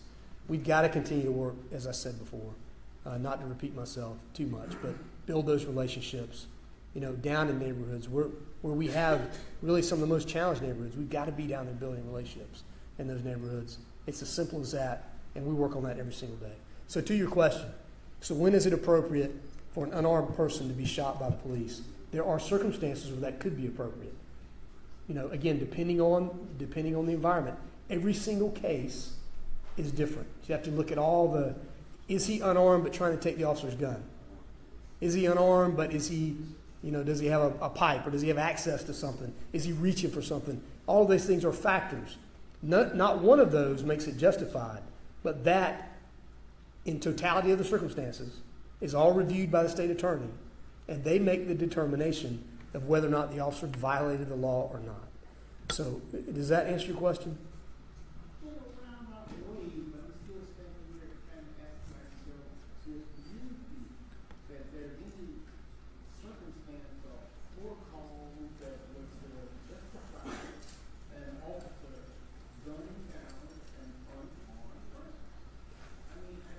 Aside from those instances I just gave you, no. So if you're not armed, there's no reason you should be shot by the police, right? But if there are other factors and you don't have the gun in your hand, but see what I mean? So to your question, it depends on the circumstances every time. It does. Okay.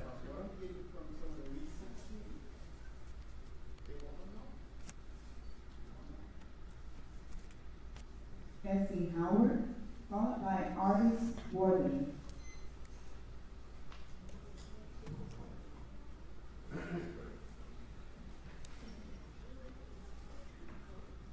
Good evening, everyone. My name is Kasey Howard. I'm with the Northside Coalition Jacksonville. I've heard a lot of talk. I heard a lot of questions thrown at you. My first one is, do y'all give police all type psychological evaluations? Yes. Evaluations? We do. So we give police officer candidate psychological evaluations that they have to pass before they're hired. And after any critical incident, those police officers go back through a psychological assessment and are not returned to duty until a psychologist says they are fit for duty. And my other one is, do you train? Really, I spend a lot of money training these officers. Absolutely. And why do they always take kill shots? I saw an incident, it was the first time I saw it, where the police chased a dude down Liberty Street. They wrecked the car. Dude jumped out the car because he got injured. He was disoriented. I ain't talking about dangerous incident. But this police jumped out his car and he never pulled his taser. He said, get out. Get out. But the guy was kind of ordering. And that's when he pulled his taser, but he didn't use it, so the dude got down. But the other police officer, he jumps out of his car with his gun. And the police down there handcuffed and say, you know what I mean? Sure. And the other police wanted to kick him. He said, I got you. I mean, you spend a lot of money training these officers to serve the public. Train them not to kill people. They don't have to take a kill shot. They shoot them in the leg. Because they're unarmed anyway. Shoot them in the leg. So let me ask you a question. What happens if we shoot him in the leg and he dies? Well, you didn't shoot the killer when you shot him in his head or his chest. Sure. Shoot him in his leg. So let me tell you, let me, I got you, I understand. People robbing people, doing all this, Right. and fight, Right. But if you got a choice, you don't have to kill him. You go home at night, he'll go to the hospital, and he didn't go to jail. You understand what I'm saying? They don't have to kill people. If you want the community to trust you, because you're the law in this county. Sure. And if you train those officers not to take a kill shot, and everything will be all right.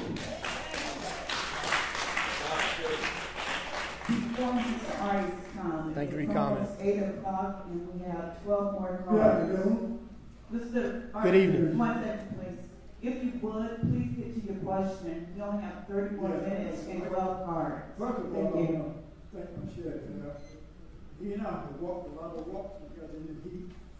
He's the first sheriff who gave me permission. I don't have to go to the sheriff. I'm going to Tallahassee on business. I go to the person over the staff in the zone, which is the chief. He gave me permission, which is the chief. I don't have to go to his office in the zone. And I appreciate that. Yes, sir. And speaking about organization, I think I belong to more organization than most people in here. If you go to the broad field, go to that organization, go to all the way up to the United States Supreme Council. And it also passed on different terms. And people talking. But let me tell you something. Body cameras is going to be an asset to everybody.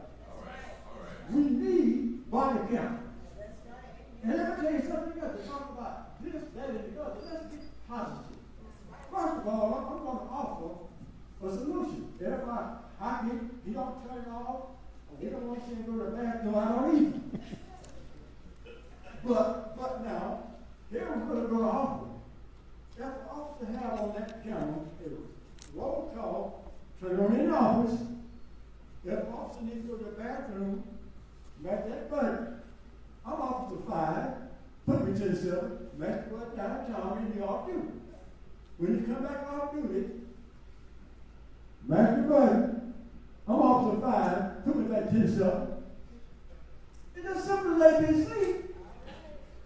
Can't get any pointers of that.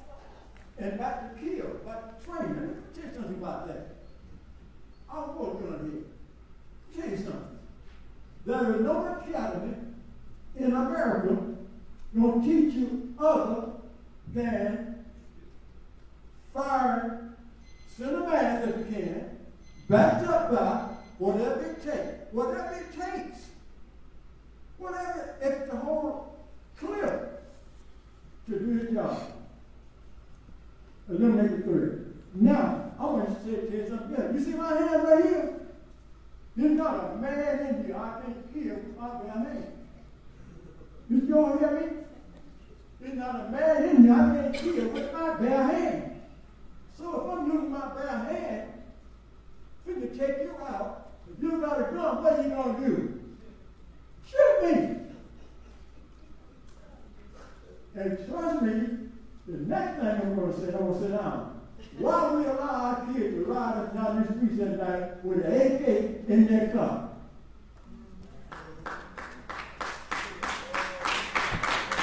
Thank you for your comments. Hey, let me say something real quick. So I didn't expand on this in the previous comment, and he brought up some great points. But in terms of shooting to kill, we don't shoot to kill. We shoot to stop the threat.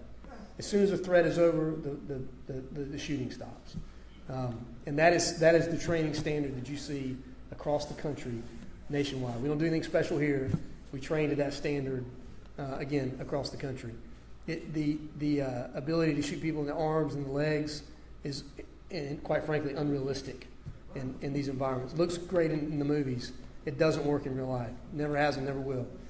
But again, you got to look at each one of those circumstances individually. We talked about the unarmed guy. What about? I hate to call you out, Lieutenant. Would you stand up for me, please? What about Lieutenant Smith? She might be 5 foot tall. I'm not sure. Maybe.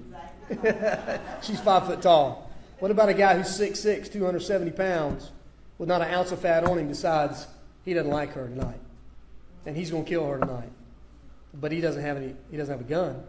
I mean, so every one of those factors weighs into that decision. The officer's stature, suspect stature, again, all those other things that I mentioned. So it's not an easy solution. Again, back to the time and effort on these investigations, all those things are factored in.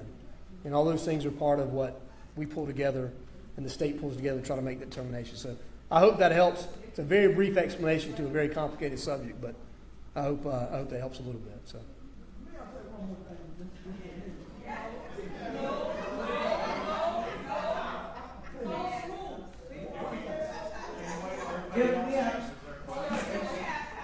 James Eddie, followed by E. John Winter.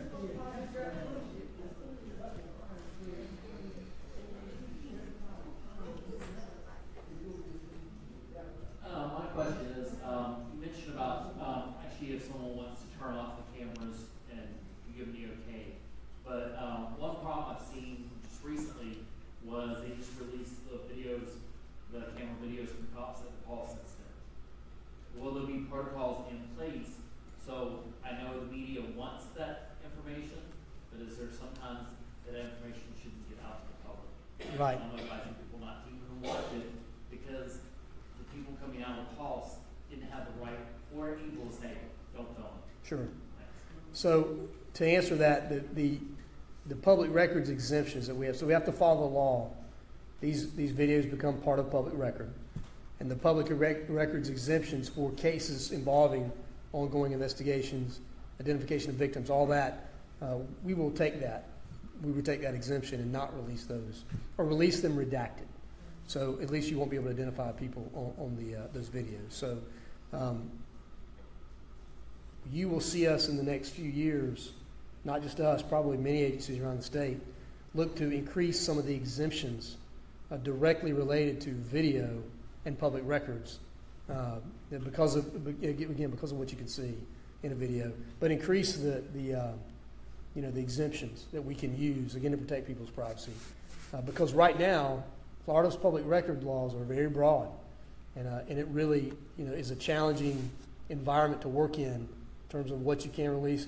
Not a whole lot is exempt, so a lot of it is obviously mandated by law, has to be released if asked for, outside of those exemptions. So we would hope that we maybe expand some of that, not a lot, but enough to, again, to protect people's privacy when it comes to body camera footage specifically. So, good question. E. John Winters, followed by Ken Stokes.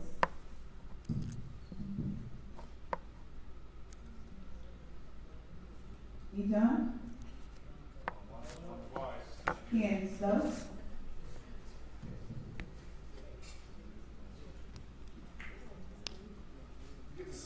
Yes, sir. Quick question. I understand that the FOP is not happy about this, especially in terms of the collective bargaining.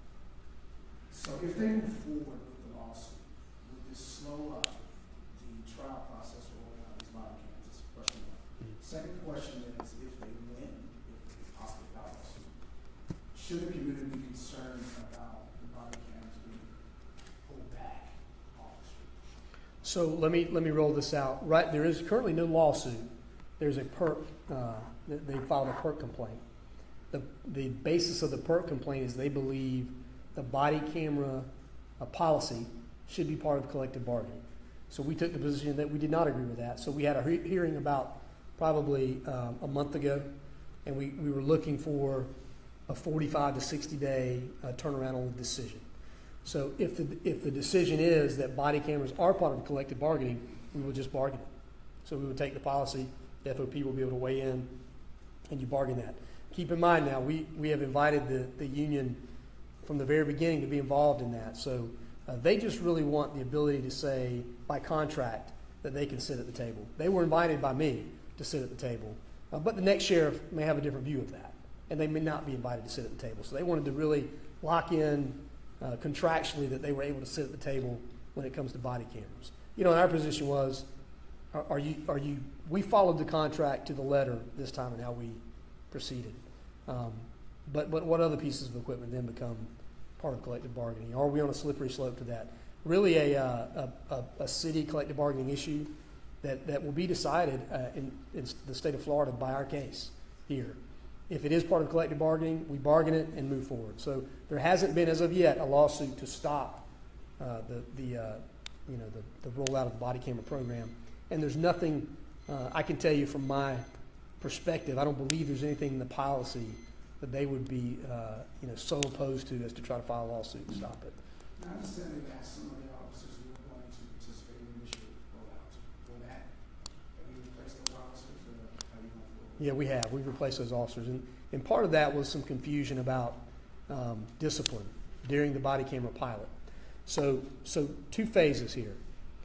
We are not disciplining officers during the pilot for having it on or off at the wrong time. That's what we're trying to work out.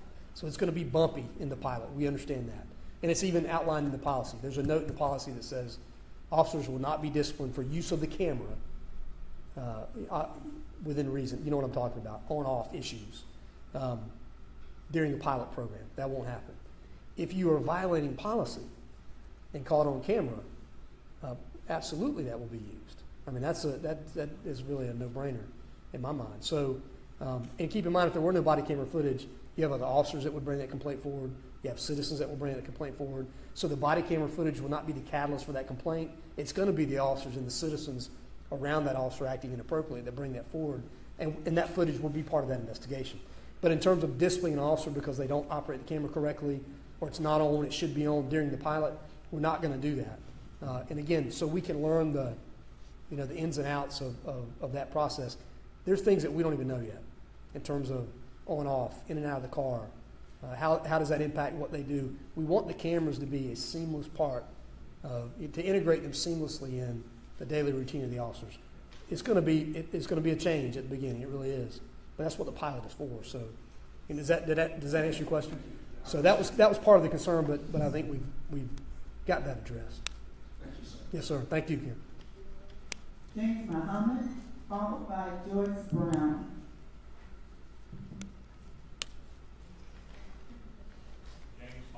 James. Joyce Brown.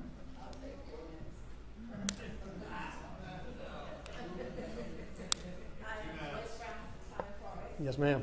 The best zone 3. Zone 3.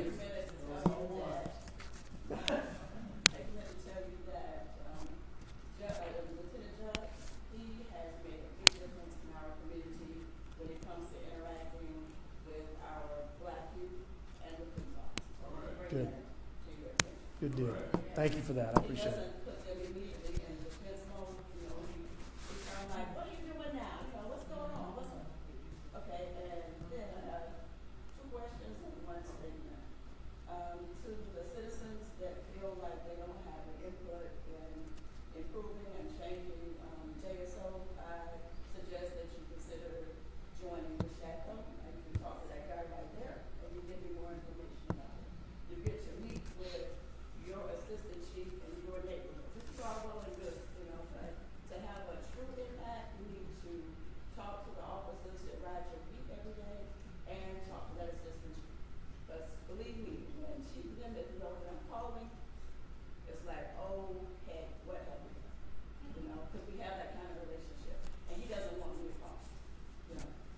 Good.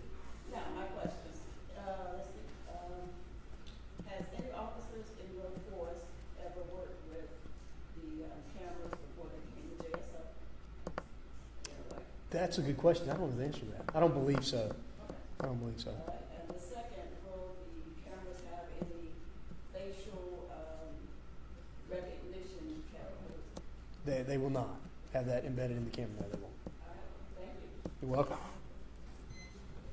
LeBoyce Marco, followed by Andrea Harden. Good evening. Good evening. First thing, the question I got, first of all, is why do we, the people of this city who pay their salary and everybody else who's supposed to protect and serve us, why are we always have to be the one to ask? You know, we have to ask for you not to kill us. We have to ask for your protection in our communities, but I'll leave that hanging just like that. Next thing is this body camera, is it going to be high-tech or low-tech that you've chosen? You know, I hear you talking about pushing a button and pushing a button on, pushing a button off. It seems to me like, you know, with today's technology, Bluetooth, you step out the car, this thing comes on. You step in the car, this thing goes off. That's just a thought that I have, okay? Now, community involvement. I mean, do we get a voice in what camera you pick? Do we get a voice in this fraternal order of police who we are paying their salaries and all? I'm just a poor country boy. I just don't understand that if I'm boss, you do what I say to you. Okay? Next, police in this, their training. My question now is police and testing. When they shoot somebody, do they, just like I see the body laying there and the coroner gets it, and the first thing they do is they check that person's blood. Do they check this person who does the shooting? Does he get tested? And recourse. Well, I've been victimized by police, and I'm still waiting on internal affairs. Okay? And when you talk about killing a person, I mean, to me, it is really upsetting because I remember an incident where a man was trying to kill a car and he got killed. He had a knife and was stabbing the car. The police killed him. So, with that, I guess JSO gets the last word, or do we, the people who pay the salaries and supposedly support this organization, who gets the last word in this? So, but hey, will you stay at the microphone so I'll make sure I cover all those, if you would, just so I could, I'm going to try to address that if I can. So, high tech, low tech, on off, So you can do anything with money. I'll tell you that, right? So, but there's going to be some limits to what, because of the amount of cameras we have to buy, what we can provide the officers. There is some technology out there that we like that has a automatic on feature in certain circumstances. The gun comes out of the holster, the camera comes on, whether it's on or not, that type of thing. So we're looking at that now, again, part of the research that we will do moving forward. We'd like to take as much of the effort away from the officer as we can. To have certain situations where the camera comes on automatically. So great point, and that is something we're looking at. Hit me with the second question again. You had about 4 there. Okay, high tech, low tech. Why do we have to ask? Okay, we elected you. Right. Okay, so as we elect you, I heard you mention the next sheriff. I don't know if there's term limits on the sheriff. We do have term limits, 2 terms. Right. Well, hopefully you'll do a good job and you'll be with us again so we can move forward with whatever projects that you bring about. Sure. That are most, for the community. Right. So let me address that real quick. It's not really about asking; it's about being part of the conversation. And this is a great example of that. So we've had 6 town hall meetings all around the city, really just about body cameras. As you heard earlier, we meet once a month in every neighborhood in this 19 different places around the city, and we meet with the policemen that work in that neighborhood, with those residents of the neighborhood, the zone commander, and we talk about issues that are important. Any issue you want to talk about, but issues that are important to the neighborhood. So we try to create situations where we have ongoing dialogue and opportunities for the community to weigh in and give us their perspective. Well, yes, I understand. I remember the Shadow also. Oh, outstanding. Good deal. I try to stay abreast of what's going on. I guess my next one was the testing of the police.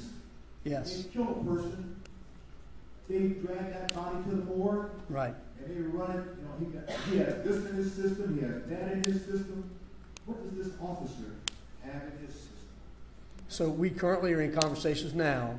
That is not a part of our follow-up investigation.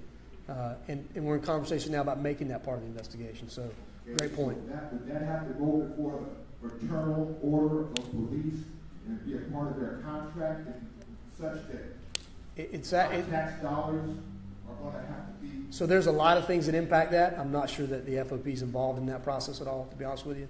But again, something that we have to dig into and we are looking into at this point. I'm hoping that's the last question. I think that was it. Thank you.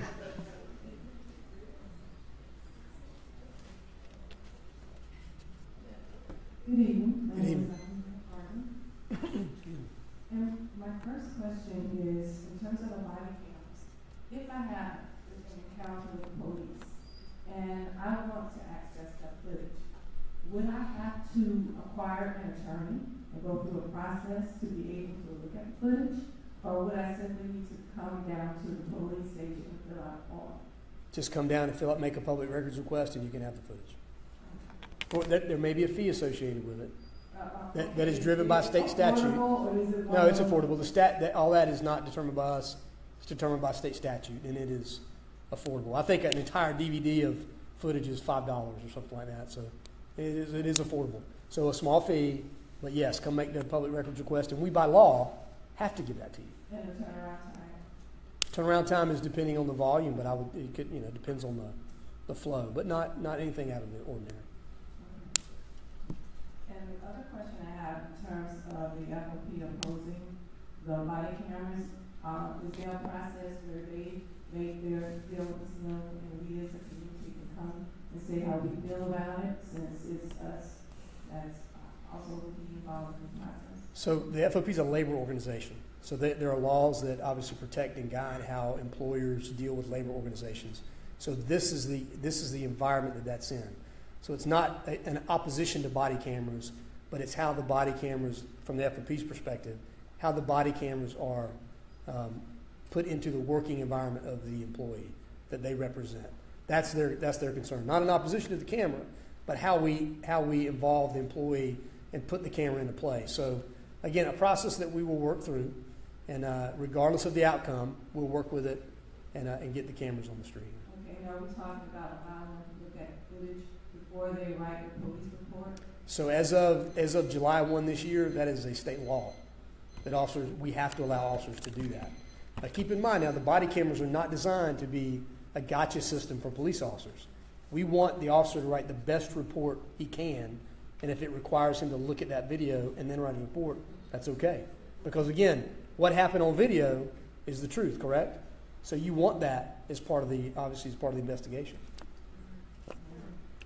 But again, state law, as of July 1, statewide, officers have the ability to look at body camera footage before they write reports. I know it is cheap, I have to apologize. The next person, Shakar, I believe is the last name. Thank you. Maceo George.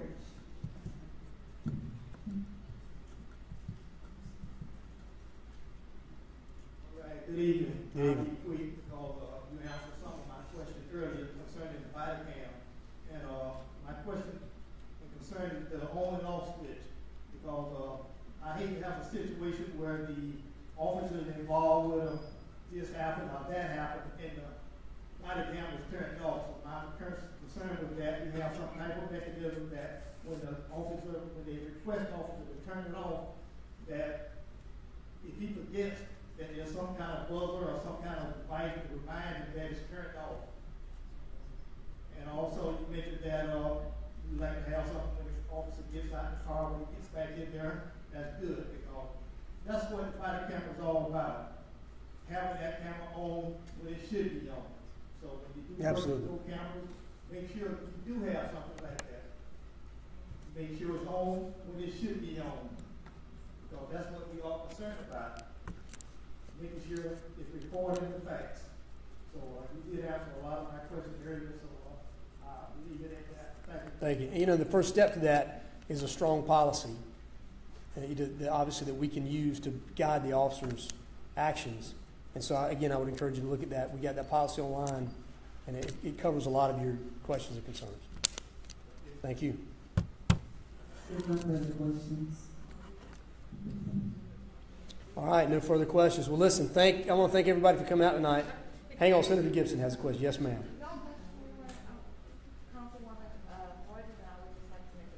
Yes, ma'am, please do. You have the floor.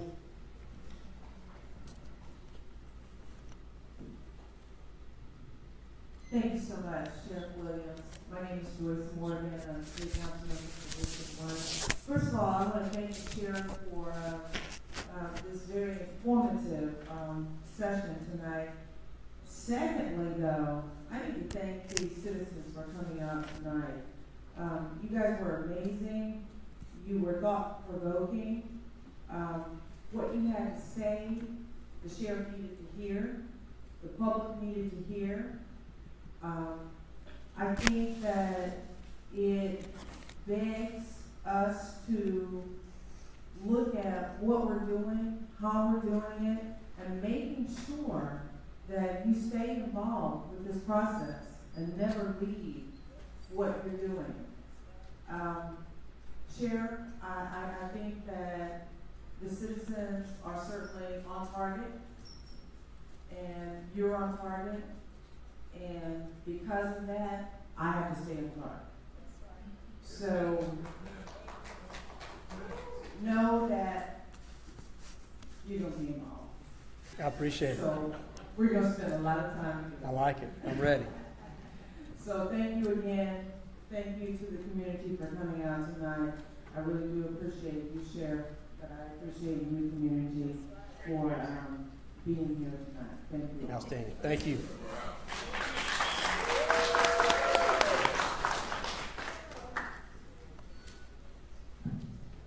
Well, good evening to everyone, and thank you for all of those who stayed. Thank you, Sheriff, not only for tonight. It's a little high for me. I like to move out a little bit, but for taking my calls, returning my calls. Not just once. I've met with the sheriff since he became the sheriff, more than once, and I appreciate that. Because that tells me that you have commitment to this community, not to me, but to our community. And you all need to give him a hand.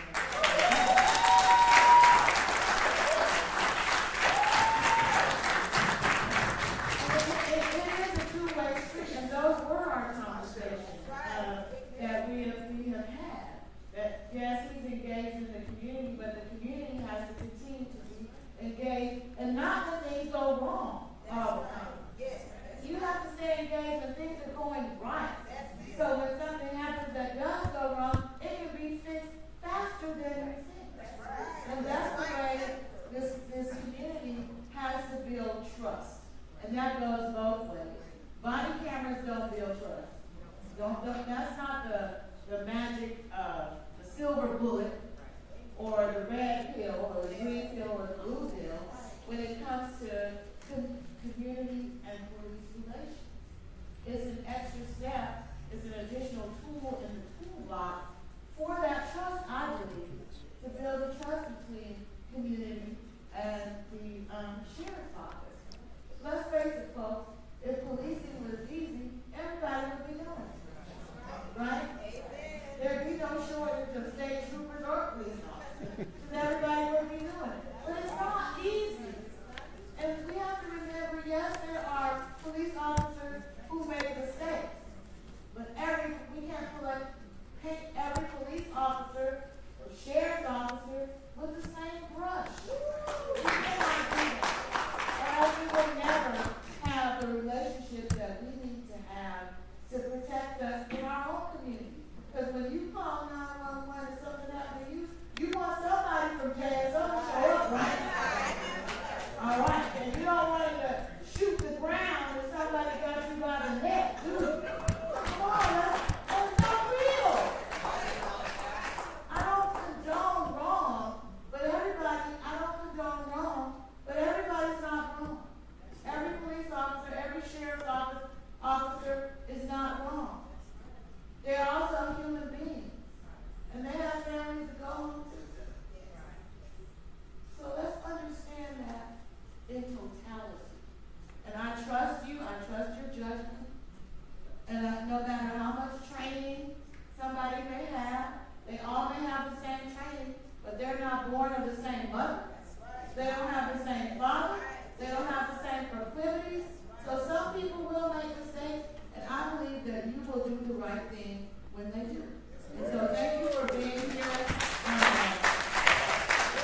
Body camera, I read the body camera policy that Senator Smith and the committee debated. And so I understand that the public records exemptions, he didn't say it, but those are state. It's a state law, it's not local. So having access to the footage is because of the First Amendment Foundation, who is always, some things I think they're wrong. And so our idea really was to make sure that if a body camera was going on and inside someone's home, that's not part of what somebody should see. The other thing we wanted was only people who were actually involved in an incident to be able to access footage as well. But I'm not giving up on some of those ideas. The session starts early this year. We'll start early in January instead of March like we usually do. So we'll start committees early. And those ideas that you have, that you want to have more privacy protection of when those body cameras begin in full force, you need to make sure that you get that information to me too, as your state senator, because the legislation that we pass in Tallahassee impacts what they do locally, and I know I talk way longer than I should. Can I ask you a question? Thank you very much. Can I ask you a question? Thank you, R.P. Can I ask you a question? You can. Since you represent us in the state, I don't think it's fair for a police officer to review the footage before he writes his report. Now, I mean, I heard him say that's a state law. That's correct. But do he have to honor that? Yes, he does. He has to honor that. Yes. I think y'all need to go back to work. I'm not sure that there's any trickery involved in reviewing what you did. The report actually is more accurate. Actually, to get civil The rights, report is it is actually, against civil rights principles for them to be able to look at it first. It's cheating. actually, it's not cheating. It is cheating. You are right, exactly what it is. Well, then we will disagree. We are against it. We will disagree. You don't have to yell at me. We are against it. We are against it. Okay, thank you. Time to go.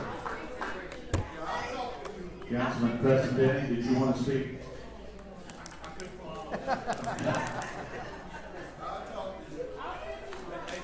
We'd like to invite anybody who'd like to be interested in Sheriff's Watch to pick up an application that's available on the table as you leave your report.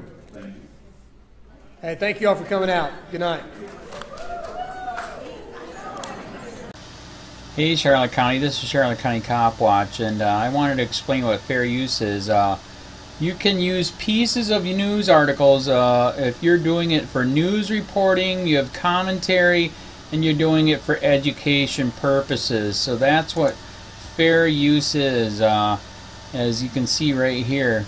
Another reason why I wanted to make this video is to let you know I have just joined with Patreon. A nice thing with Patreon, I make no money on YouTube. They took the money away years ago, and so this is another way to give, and it's a nice thing too because you can give monthly. You can give $1, $5, $10, whatever. I do 4 to 5 hours a day on trying to wake the sheep up on how corrupt it is and different ways that you can fight the corruption. So Patreon is a way that you can do it, and then of course the old way is still there. Donate to Sheriff County COPWATCH with PayPal or credit card. So keep that in mind. 4 to 5 hours a day. I make no money, but the corruption happened to me, and I'm sick of it. So I'm trying to wake people up.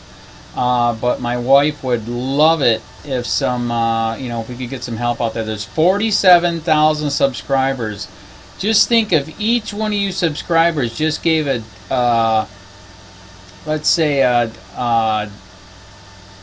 actually yes, $1 a month. 47,000 subscribers gave $1 a month.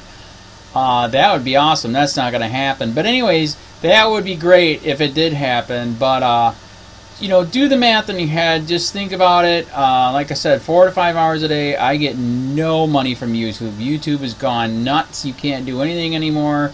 They're taking the money away everywhere. So these are a couple different ways that you can still help out with all this time that I put in. And as you know, I'm in a special situation where, you know, at least I can do it. You know, 4 to 5 hours a day.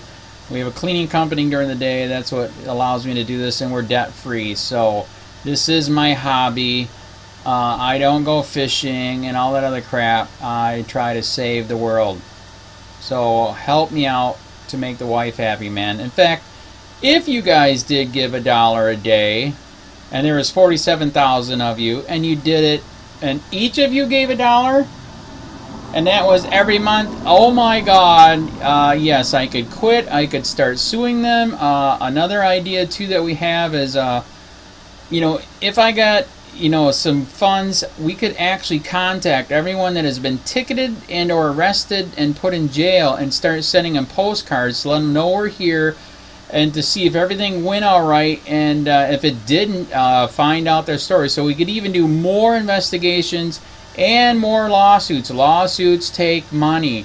So just think about that. You know, 47,000 of you so far right now. You know, $1 a day. I mean, $1 a month on Patreon, or $5 a month Patreon, 10, 20, whatever. Just do the math in your head. Help out. This is a lot of work every single day. Thanks.